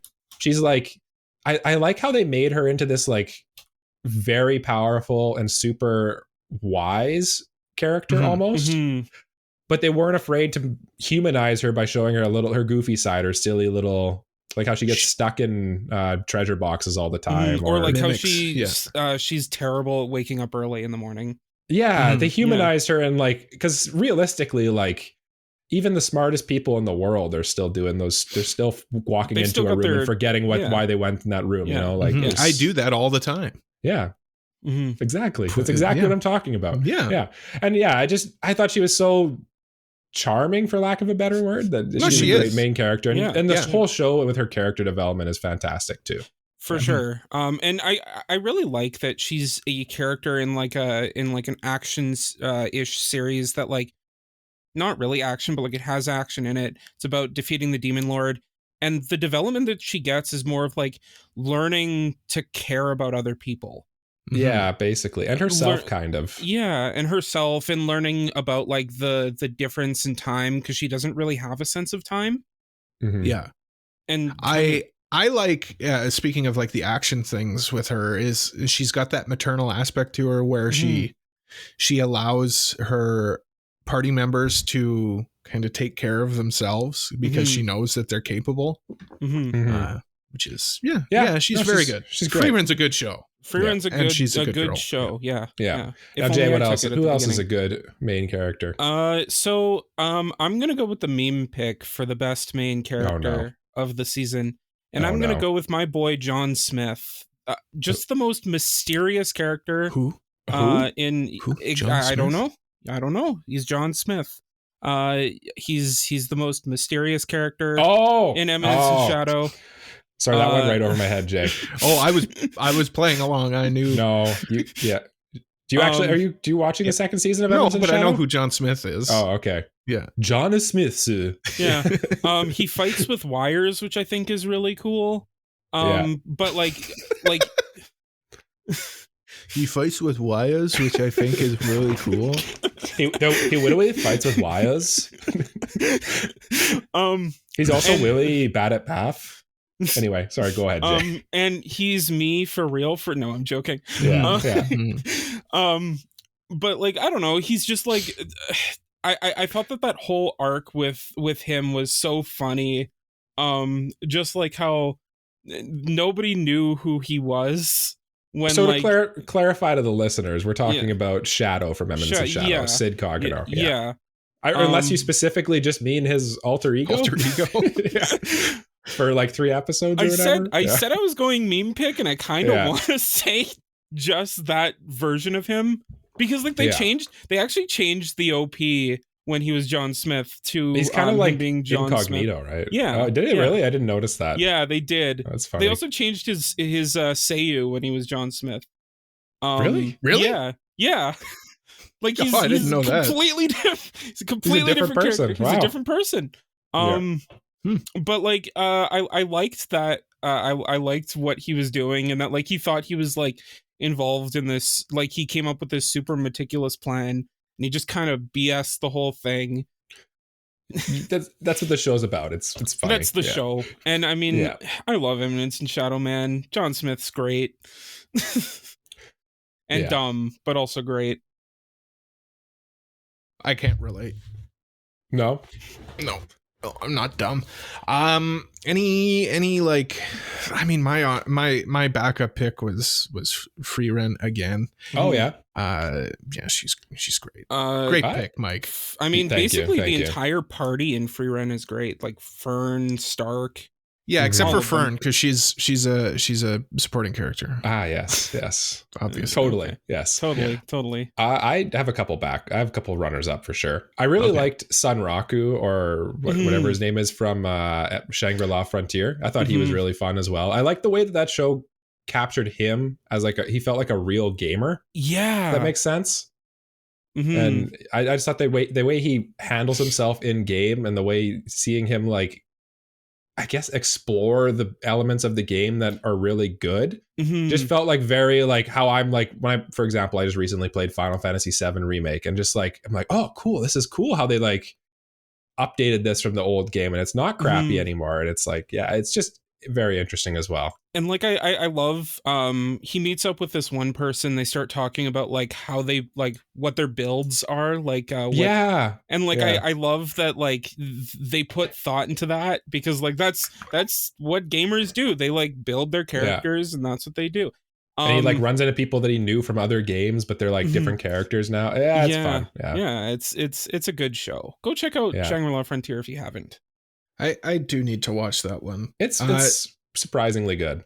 Do you have any other runners up, or should we move on to Protecc Energy? Obviously, Scott Pilgrim is surprisingly on my list. Scott Pilgrim.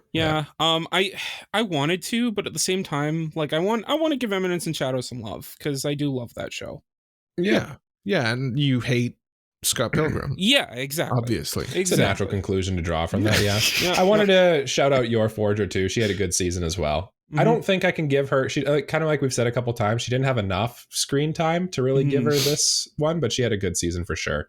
I was scared that Jay was going to pick the main character from 100 Girlfriends though. I was like, he is not the best boy, but what's his name? Rentaru? Something like that. Yeah. He's not the best main, but we'll see if he's the best boy. Oh boy. Oh golly gee. Protecc Energy. Now yes. I had to change mine actually on the fly, and if you ask me who my initial pick was, I've forgotten her name. So there we go. I'll ask it again at the end who your initial pick was. What show was it from? At least it was from Stardust Telepathy. Telepath or whatever. Yeah. But I have to go with Philomela Sargent from Ancient Magus Bride. Okay. She just went through a lot in this season, and she had a lot of character growth, and it's like she needs a hug from her friends. Good character. Yep. Very sad backstory, but good character. Yeah. Must protect her. You're protecting her at all costs. Yes. I will protect her at all costs. Now, Mike, who are you protecting? This is not a fantastic season for Protecc Energy, in my opinion. There's not a ton I'm really trying to protect here. I know there's Anya, but I kind of don't want to go with Anya. She can protect herself. She's pretty capable. There's Sleepy frieren. She needs to be protected. That is true. She must be protected. There's also Emul, the bunny. The bunny from Shangri-La. Yeah. I thought about going that just because it's like the most cute and fluffy thing, probably. But I think I'm going to go with 100 Girlfriends Shizuka. She's the one who talks through No, her you phone. do not. Or yeah, the book. that's a good one. Yeah, That's a good one. She's just like a little. You guys are the worst. Little cream puff that you just want to protect, you know? Yeah, she's a little cinnamon roll. Yeah, there's an episode where she gets like stranded in the sleepy river, and it's just you want to protect her, right? All the other girlfriends are well capable of taking care of themselves, but it's funny that I haven't seen the show, but I know exactly what you're talking about, where she's like stranded and then her phone dies. And she's like, "Oh no, I have to yell," and then she can't. It's funny. She just barely yells. But she is the best must protect girl. Yeah, Jay, who's your best protect girl? Well, you stole mine, as is apparently the theme here, is stealing my picks. Mm-hmm. Remember when you stole our draft pick last week? Yeah, I remember that. Remember how that felt? Remember? How would you feel if I told you that I was like literally going back and forth between two, and I just basically flipped a coin and went with her? Uh-oh. I mean, yeah, makes sense. Yeah, well, now you gotta pick one. Yeah, so I guess I'll go with my runner-up, because I have to, which is Emul from Shangri-La Frontier.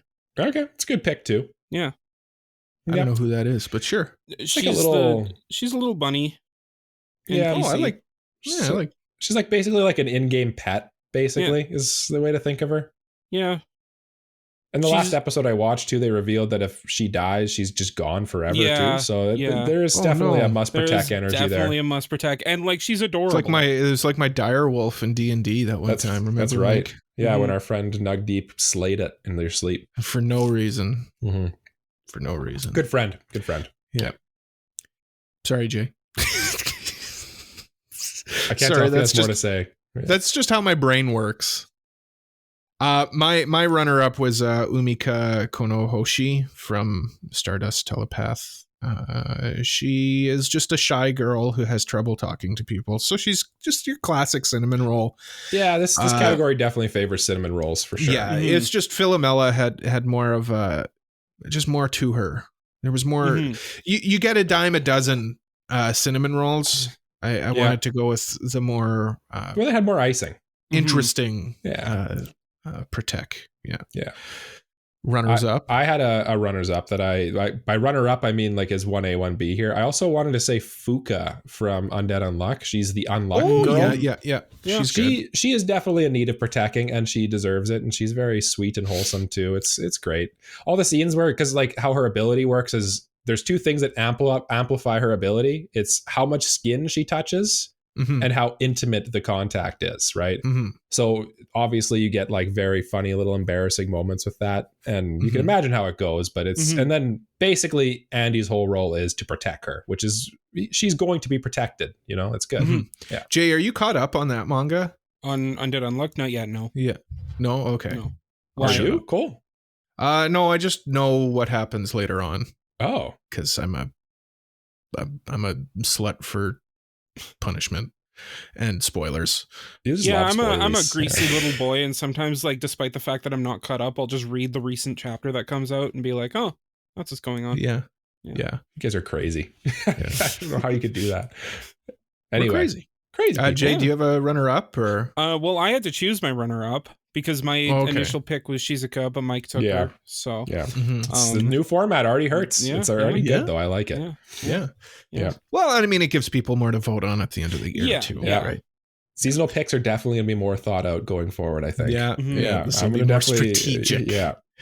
And then you won't want to pick the show tank. You want.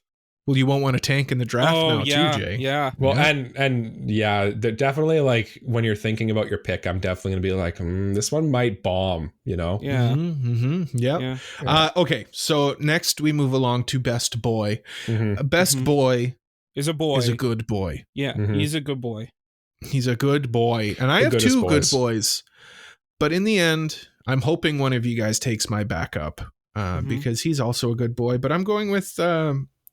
Oh geez, where's my list? Sorry, I'm gonna go with Jinchi from Apothecary Diaries. He's a great boy. He's a great boy. He's just so funny. In the most recent episode, he was sulking so bad he had mushrooms sprouting out of the top of his head, and the mushrooms kept growing larger and larger because he was sulking harder and harder. Yeah. It's just so goofy. Yeah. Jinchi's good. I really liked the scene later in the show when he has to make like he learns something and he has to make like a tough choice. And just like seeing him agonizing about it too, it just kind of like revealed to like it's just a good show of his character. Yeah. And definitely like he's trying not to be selfish. Yeah. And it's very he's very endearing, even though he probably shouldn't be, because he's kind of like a pretty boy and kind of a lush, but he is endearing despite all that somehow, and it's good. Yeah. I don't know. It's just a good show. It's just a really good show. Yeah. Mike, who's your best boy? Well, it was Jinshi. Okay. So yes, and it will not be him now because Cole has taken him from me. Him from me. Oh well. Instead, I'm going to go with Stark from frieren. Thank you. Thank you, Michael. I wasn't sure if that's who your backup was, but those are my 1A, 1Bs for sure. That was my backup. Yeah, because well, you don't need backups. Jay's sitting pretty there. Look at him. No, he's just calm. I know. He's like, I don't even like those two. They're terrible boys. No, I like both of them, but at the same time, I knew. He probably felt pretty good because he knew I didn't really like the MC of 100 Girlfriends. But talking about Stark, he had very nice character developments. I am a sucker for the cowardly hero, the cowardly guy who's super strong and just needs to learn to be more confident. That is a character archetype that I like, and that's kind of his whole thing. There's something about Stark that he's whiny, but like in a very endearing way. You kind of get it. I mean? He's whiny in the way where it's like it's just what your inner voice would be saying. But then he kind of just does it. He does it anyway. Yeah, it's like his thoughts are just out loud. Yeah, he's like Zenitsu from Demon Slayer, but not as annoying. Yeah, not as annoying. That's a great take because he's like I was gonna say he's like Zenitsu except he's not like Zenitsu at all. And because no, he is because he's like he doesn't think very highly of himself and he kind of whines all the time, but he'll still go and. Like my favorite thing in that show is the background gags where he's like training and his face is just like sulking, but he's still training. Yeah. The favorite gag with him is when I think it was his birthday arc or something when he's like he's looking at the sky. And then Fern's like, I wonder what he's thinking about. He's like, oh, that cloud looks like a piece of poop. I'm going to have to tell Fern about that. I don't know. He's great. And the whole, like I said earlier, the whole dragon slaying scene when you first kind of meet him is great too. Yeah, he's best boy. He's really good. Yeah, he was definitely my runner up. Now, Jay, why is Rentaru best boy? So, look, we've got some good boys. We got some great boys. Good boys this season. But we've got a boy that is going the distance, going after 100 girlfriends and trying to make them all happy. Going to bend reality itself to make sure that they are all happy. Because for some reason he can do that. I'm talking about my boy, Ijo Rentaro, the Giga Chat of all Giga Chats. I will say with all the Riz in the world. He's the Rizzler for sure. He's pitching woo. You know what? He just overcame. He adapted, improvised, and overcame because he got rejected 100 times. Yeah. And listen, he didn't give up. No. He didn't. You know what? He fell off that horse and he got right back on. It's a lesson for all of us. It's a lesson for all of us. Yeah. Yeah. I also I'm not going to learn that lesson. No. I also do appreciate too that he like I feel like a lot of the times with these harem shows, like these kind of ecchi harem shows, the main character will be too much of a cinnamon roll, and you're kind of like, okay, like you cut it out a little bit. You're obviously going to be thinking the dirty thought there. And like there's a couple things that he does where it's like, oh yeah, I could see that happening, or like I could see a real person thinking that, or like in particular, there's the zombie episode when he gets the two girls to kiss each other, and he's like, "This is great," and it's he like just sits there and watches them for a second. Yeah. And then he's like, "Wait, no, I gotta go." Yeah, then he remembers, "Oh no, I'm supposed to be a cinnamon roll." Yeah. Okay. Yeah. That's exactly what I was thinking. When you said he's not your average cinnamon roll. Yeah. No, good. Like I said, my energy too. Yeah, my runner up was Stark as well. So my runner up was off script here. Off the wall, Ron Kaminohashi. Oh, I like really. Oh, okay. I didn't know you were keeping up with this one. I was. He's cool. He's cool. I like his backstory, and I like that kind of tragedy aspect to him, and why why he's not a detective anymore. And it kind of delves a bit deeper into that as the show goes on. And he's a good boy. He is a good boy. He's a good boy. Yep. Mike, do you have a runner-up?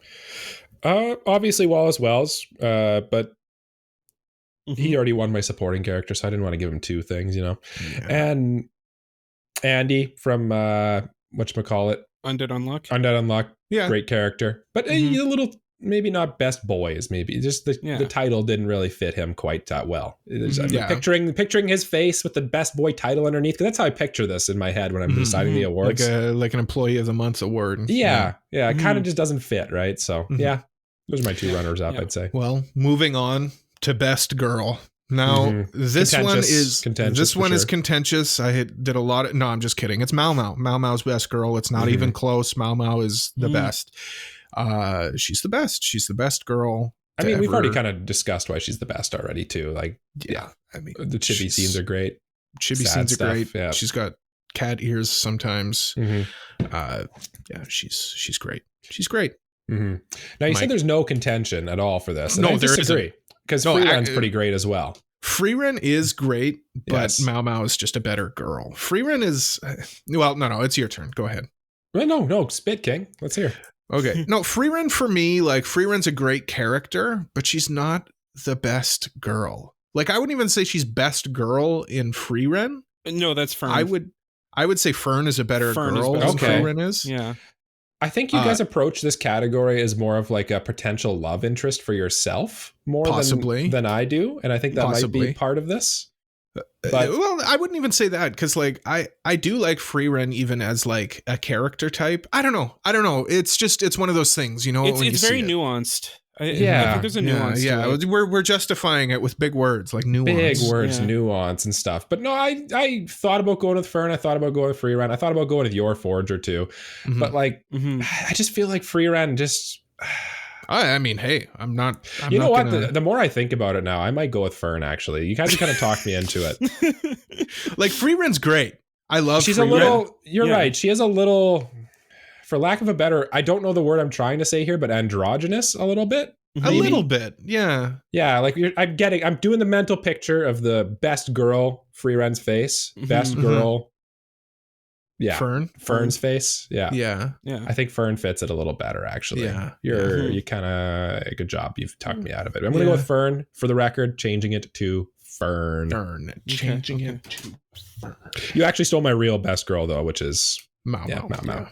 Mau Mau's best girl of the season. Jay, now what are you justifying? So I disagree wholeheartedly. Mau Mau is good, but there's someone who just kind of stands head and shoulders above the rest. And that is a girl who every episode changes her hair color with hair dye that you see animated very, very nicely.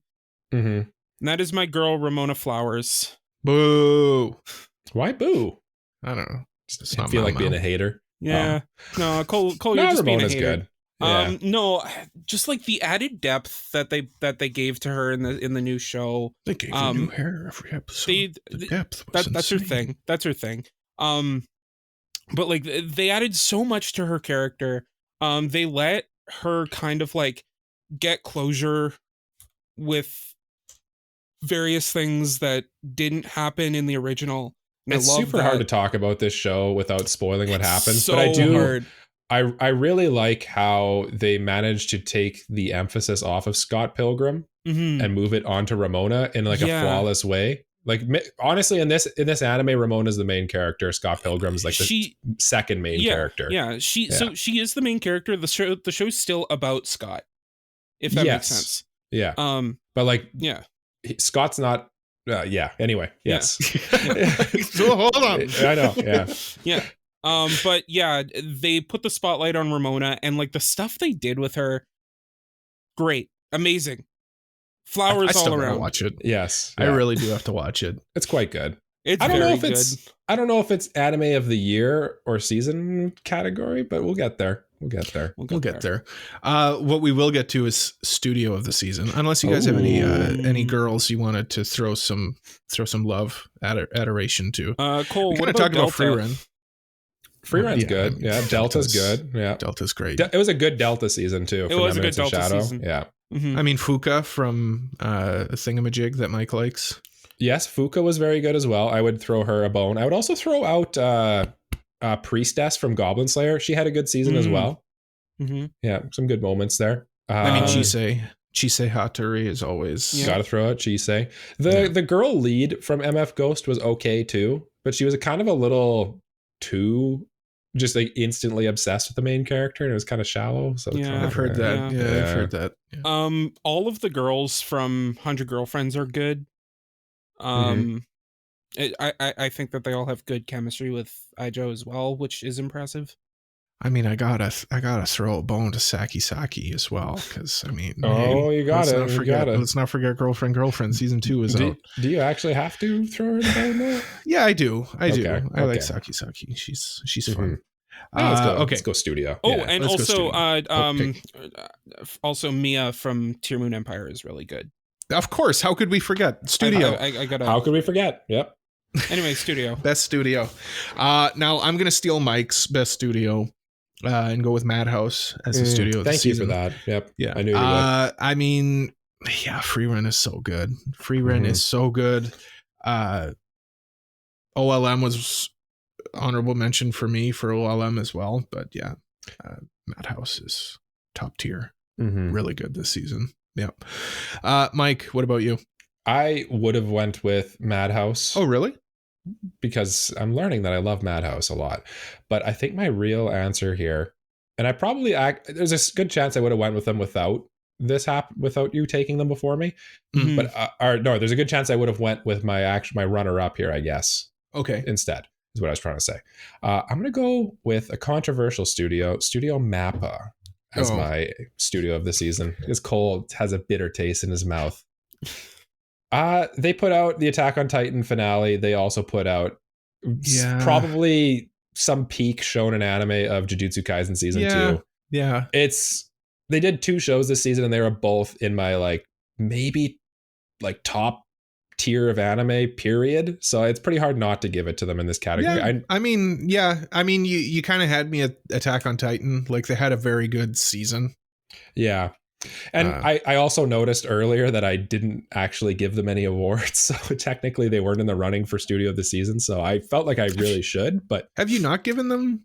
I've kind of no, I've not. Oh, okay. I've tried steering away with it because I feel like I give them too many flowers, and then I just did it. I went too hard. I course corrected too hard the other way. Yeah, I mean, hey, adulation is good. Give them your flowers. Jay, who are you giving flowers to? I have a runner-up, but I'll get into that in a moment. My studio of the season is Science Saru. They took a property that I love, and they just knocked it out of the park with its animation, its direction, its soundtrack. Everything about Scott Pilgrim was fantastic, and I think that Science Saru did such a good job with it. Yeah. So, yeah. Yeah, I mean, Science Saru is kind of a marquee name right now. They've always got good animation. I feel like this is the best thing I've seen of theirs too. So yeah. And again, OLM, Apothecary Diaries was great. I feel like they kind of just missed out because there were so many other good things. But especially after getting shade thrown at them last season by Zom 100, and then they come out with one of the best series this season. Oh, they're good, right? It's kind of here's the thing: all the anime studios, almost all of them, except for KyoAni, pretty much all work their employees to the bone. Yeah. So OLM is a bad company, Mappa is a bad company, but listen, they make some good anime. Yeah, they make some good anime. It's tough. It's tough. Yeah. Do you guys have any backups? David Productions was quite good as well. That was mine. Go off, King. Yeah. Initially, when I watched JoJo's, I was like, oh, they're the JoJo one. They know how to do JoJo, and that's basically all they know how to do. And then I saw the first episode of Undead Unluck, and they kind of elevated the manga, because like I've read the first chapter and they That's what I've elevated heard from it to people. like to like a new level, and I was like, oh, this is pretty good. And like I think that like, and now looking at David Productions, every time I see that name, I'm like, I feel like they're gonna take what the manga's done and kind of elevate it. It's kind of what they do when you and now that you've said that, it's kind of their whole thing. And I'm more glad now that you've said that and brought up that opening scene when I gave them the best direction, right? With Undead Unluck. And thinking of it, didn't you say like the whole first like 5 or 10 minutes of the show is like one panel in the manga? It's like 1 or 2 panels or something. Like it's that's insane. That's pure direction right there, right? Yeah. No, they did a good job. And you know what? They're a sneaky good studio too. Mm-hmm. Yeah. Mm-hmm. Okay, now we're into the top, like the last 3 awards that we're going to give away today. The first one is something known as Best Animation. For me, there can be only one. And that is frieren. Yeah, I mean, good fantasy anime usually lends itself well to good animation, and this was no exception. Very good animation in frieren. It's like an all-star cast of animators too, from everything that I've heard. So it makes sense that it would be some of the best animated stuff. You could use that dragon fight or a couple of the other things as like just like a show somebody here's what anime can look like, you know? Well, just even like little character things, like where frieren showing Ferns a gift that she wants to give to Stark, and she's laying in the bed and she kind of like jumps up, and I knew you'd like that because she shows her feet. Well, the animation in that is great. Like when she kind of like hops up. The and then animation like, is what he was looking at. Yeah. Shut up, both of you. No, honestly though, she's not a cat girl. Yeah, honestly though. Listen, I am not the foot guy. True, you're not the one who asks about my feet all the time. Yeah, that's true. Yeah. I'm deflecting from myself here, but they do a great job in that show too, in frieren, of like the amount of budget. If you pay attention, I saw a tweet one time where it was like the budget for just cloth movement in frieren is ridiculous, and like the amount of just like, it'll just be a simple scene of them just like standing there and the wind blowing their hair and their clothes and stuff. Most anime wouldn't go that far as they do in this, and it looks fantastic. Yeah. Great choice, Cole. Thank you. Echoing the last one with studio here, I'm also going to go with Mappa as my best animation of the season, but I'm going to go with Jujutsu Kaisen season 2. I legitimately have not seen. I think that this season of anime has like top 10 anime fights of all time, and probably multiple of them. They're crazy. The animation is nuts. The Maharaga scene is insane. I know people give it flack. Like there's a whole thing that came out where they said an animator came out and said this is only 30% of our final vision, and I'm hoping they fix it up for the Blu-ray. But when a show is animated so well that people are thirsting for the unghosted, undimmed versions of the scenes so hard online, it tells you it's animated incredibly, right? So in my opinion, this is probably the show that I really watched and was like blown away every week by it. Yeah. Fair. Now, Jay, why is 100 Girlfriends your animation of the season? It's my animation of the season because have you seen the jiggle physics in that show? Yeah. My God. I saw one jiggle physics scene where one of the girls was daydreaming about taking a potion. I don't know. I'll tell you guys off air. It was absurd. I think I know what scene you're talking about. The episode I most recently watched, there is a character who's falling from the sky, and she bounces off of the other girlfriend's breasts as a trampoline to save her. Yeah. Absurd. It's great though. It's funny. Yeah. Okay, Jay. No, seriously. Actual answer. My actual animation of the season goes to Scott Pilgrim Takes Off. I mean, like, just a lot of the action sakuga in the show is saw that coming. Am I right? It's just fantastic. I can't even disagree with you, Jay. I have runners up, and like we'll get into that, but like a lot of the stuff I saw them do with some of the fights, my jaw was dropped, and I was like, this is so good. And I think we probably all have the same next runner up. Is it Apothecary Diaries? Yeah. No. No? Okay. No. I feel like the reason why Apothecary Diaries didn't beat out JJK for me, and frieren would beat it out too if Cole didn't take it. I feel like most of the magic in frieren is in the direction and the compositing kind of, or sorry, in Apothecary Diaries.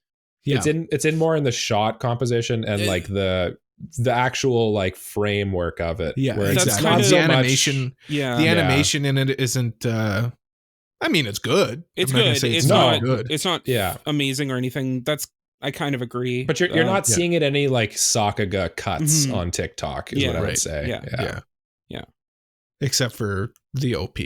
The OP is great. Yeah, the OP is great. People cut stuff from the OP all the time. Yeah. Evidence in my pick. Mm-hmm. Yeah. Mm-hmm. Jay, you said you had a different answer? I did have a different one. My runner-up for best animation was Shangri-La Frontier. I thought that show looked really good. But if like I can't in my heart of hearts up against some of the other juggernauts of this season, give it best animation. Yeah. Like, that's how I feel like when you're some of these shows, like you're like, I really enjoyed this show. But when I'm giving awards, I just can't in good conscience put the plaque on the wall with MF Ghost as you know, like I don't think you understand the intricacies of MF Ghost. You simply don't. I think that like a lot of what makes Shangri-La as good as it is its production value, both in animation and direction. But like, if you were to put it up against something like frieren or JJK or Scott Pilgrim, just looking at our 3 picks, it doesn't really hold up. Yeah, and that's the problem. Yeah. Like, it's a strong season for like the juggernauts this season they're present. Strong. They're there. Yeah.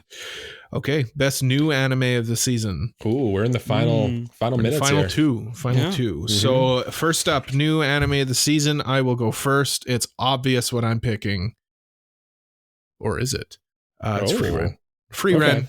Frieren's my new anime of the season. My runner-up would be, but Frieren's just too good. Mm-hmm. Yeah. So frieren. Frieren's a great pick. Like I'm looking right now, and I have it sorted by popularity. It's the most popular. I'll sort quickly by score. It's the highest scored anime of the season. Like, how do you? Yeah, it's fantastic, start to finish, from what I can tell. And there's a very good reason for that, right? Like, I mean, it has absolutely earned its flowers. Yes, we're heaping praise on it, and it deserves every bit of it. And it's it's great. Another show, which is probably Cole's runner-up, Apothecary Diaries. Fantastic. It is deserving to be the best new anime of the season. I can't want to talk about what I was going to talk about. I thought about going with a couple other ones, but I feel like in my heart of hearts, this is the one I looked forward to the most every week. I did enjoy Undead Unluck quite a bit, but Apothecary Diaries is just much better, is the thing. Yeah. Jay? So I could pick the show you probably think I'm going to pick, but at the same time, there's a little bit of a burning guilt in my chest that makes me suspect it's the same guilt for me. I have that overlap guilt too. Anime of the season with new anime. Okay. Which is why I'm not going to pick Scott Pilgrim Takes Off as the best new anime of the season. Spoilers? Yeah. The other pain I feel in my chest there with picking like a Scott Pilgrim is that it's sort of a sequel. Sort of. It's sort of not a new thing, right? Yeah. I mean, it's a new anime. Like, this is the first it's entered anime, the realm of anime. So, I mean, what are you picking for your new anime of the season? My new anime pick was a show that I enjoyed watching every week. And that was 100 Girlfriends Who Really Love You. Yeah, I mean, can't go. You know what? I came into that show, and when you made me watch it, I expected to not like it, and I really enjoyed it too. It was a good time. Goofy. It's goofy so time. Goofy. It knows exactly what it is, and it doesn't take itself an iota of serious. Like, it doesn't take itself seriously at all. Yep. And that's what's so great about it. Yeah. Apothecary Diaries would have been my backup. Well, I kind of already commented on it. Frieren. Yeah, we kind of did. Yeah. Too good. Yeah. Do you guys have backups, or can we move on to our ultimate award? No, I feel like I already talked about Undead Unluck. And that's really the only other one I'd really consider here. Yeah, I think for me, my backup would have been Shangri-La. Yeah, but it just kind of for that one, I just feel again, it just doesn't feel as top tier as Yeah, it the doesn't show. feel like it's there. Yeah. That's kind of All right. Yeah. Now, what is their anime of the season? This is the crowning achievement. This is the cream that has creme a la risen. creme. The province of The province to the state. Yes. The province. Yes. Drink your Anime of the tea. season. I will overlap, making a trifecta. My last 3 awards have all gone to the same thing. It is frieren. Frieren is clearly anime of the season. It is too good. Arguably could possibly be anime of the year, potentially. I mean, that's not really up to us, but Frieren's just so good. So good. Animation, the voice acting in it's great. Characters are great. Action, direction, OST, OP, ED though. Yeah. It's really a masterclass in it's inarguable for me. Like there was another one that like I wanted to pick, but ultimately like my heart will go on, and it will go on to Frieren. And I suspect the one you wanted to pick was Apothecary Diaries. Possibly. But we'll get to that if I pick it here, which I won't. Instead, I'm going to go with my real anime of the season. And it's a little weird because it doesn't have that much hype because it dropped all at once. I knew you'd pick this. Yeah. When I look at all of the anime that came out this season, there's really only one that when I watched each episode, I was on the edge of my seat for the entire episode, the entire hour-long run time. And at multiple points did tears well up in my eyes. There's only one anime it could be in my heart, and it's the one I predicted at the beginning of season it would be. It is, in fact, Pluto, the retelling of Naoki Urasawa's classic manga. And it is a masterpiece, and everyone should watch it. Yep. Jay? Yeah. My pick is probably very obvious if you've been paying attention. It's a show that I never thought would ever happen because Brian Lee O'Malley kind of washed his hands with this IP and said, "I'm done." But somehow it exists. And thank God it does, because it is phenomenal. It is my favorite show, maybe of the year. We'll have to we'll see. Tune in for the Weebies in late January. Tune in for the Weebies. But that it's show nominated. It's nominated for best of the year. Yeah. Scott Pilgrim Takes Off. Knew it. Yeah. Man, and I mean, I get it. I'm a fan of the show, so there's a bias. But at the same time, if something's good, why not appreciate it? Like, I mean, the original's good, so like, of course I'd be a fan.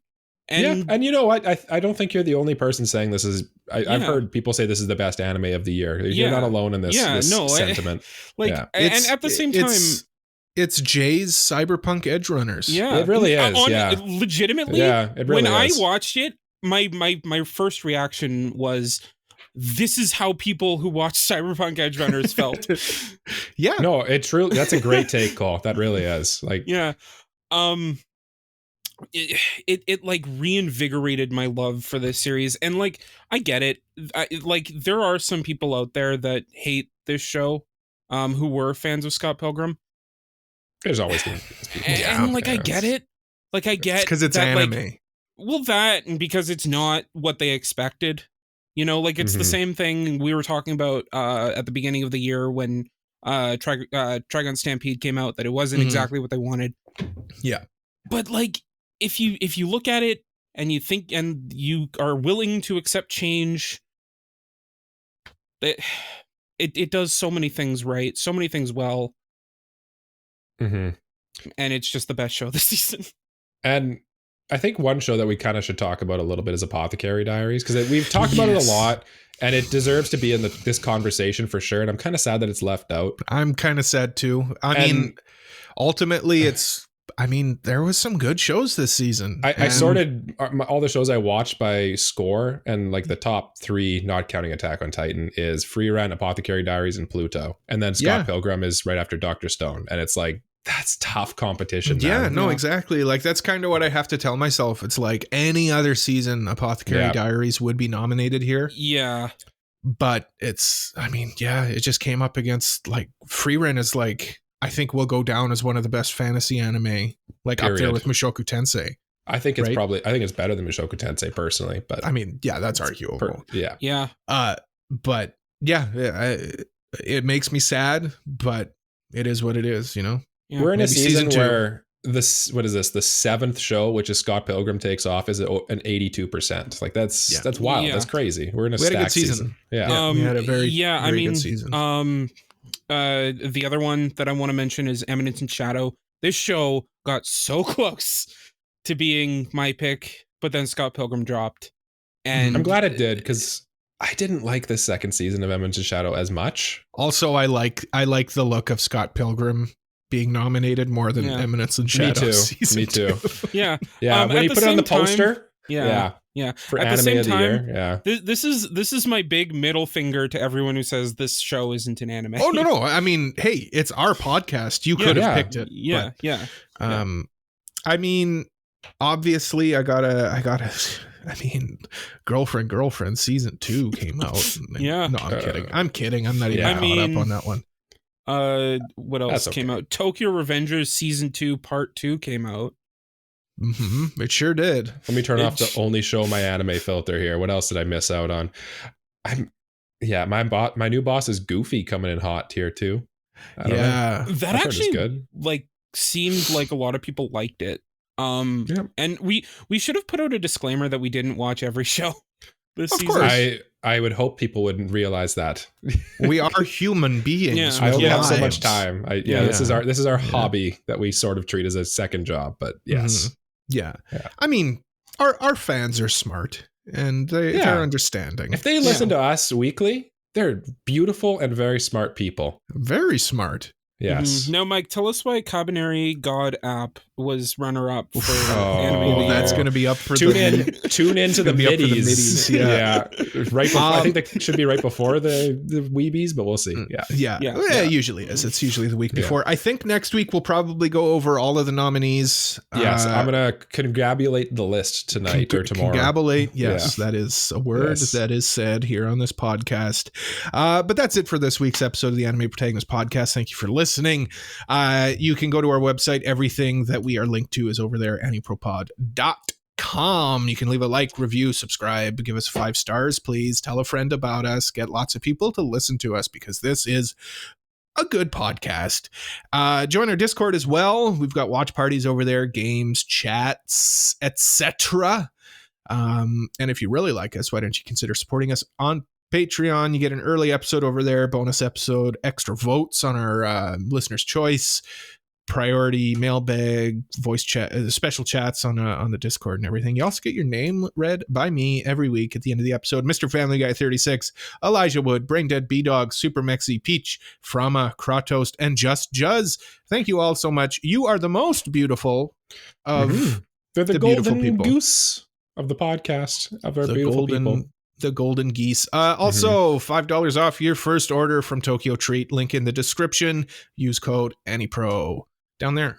Smash it.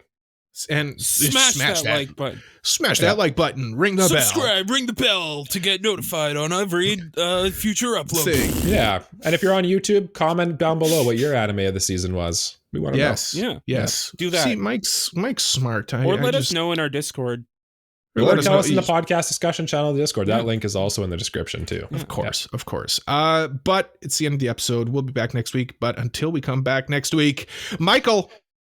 As we do at the end of every week of the Anime Protagonist podcasts, Cole throws it to me and I kind of forget what he says to me once a week, every week. And as we do at the end of every episode of the Anime Protagonist podcast, bye-bye. Bye-bye. Bye-bye.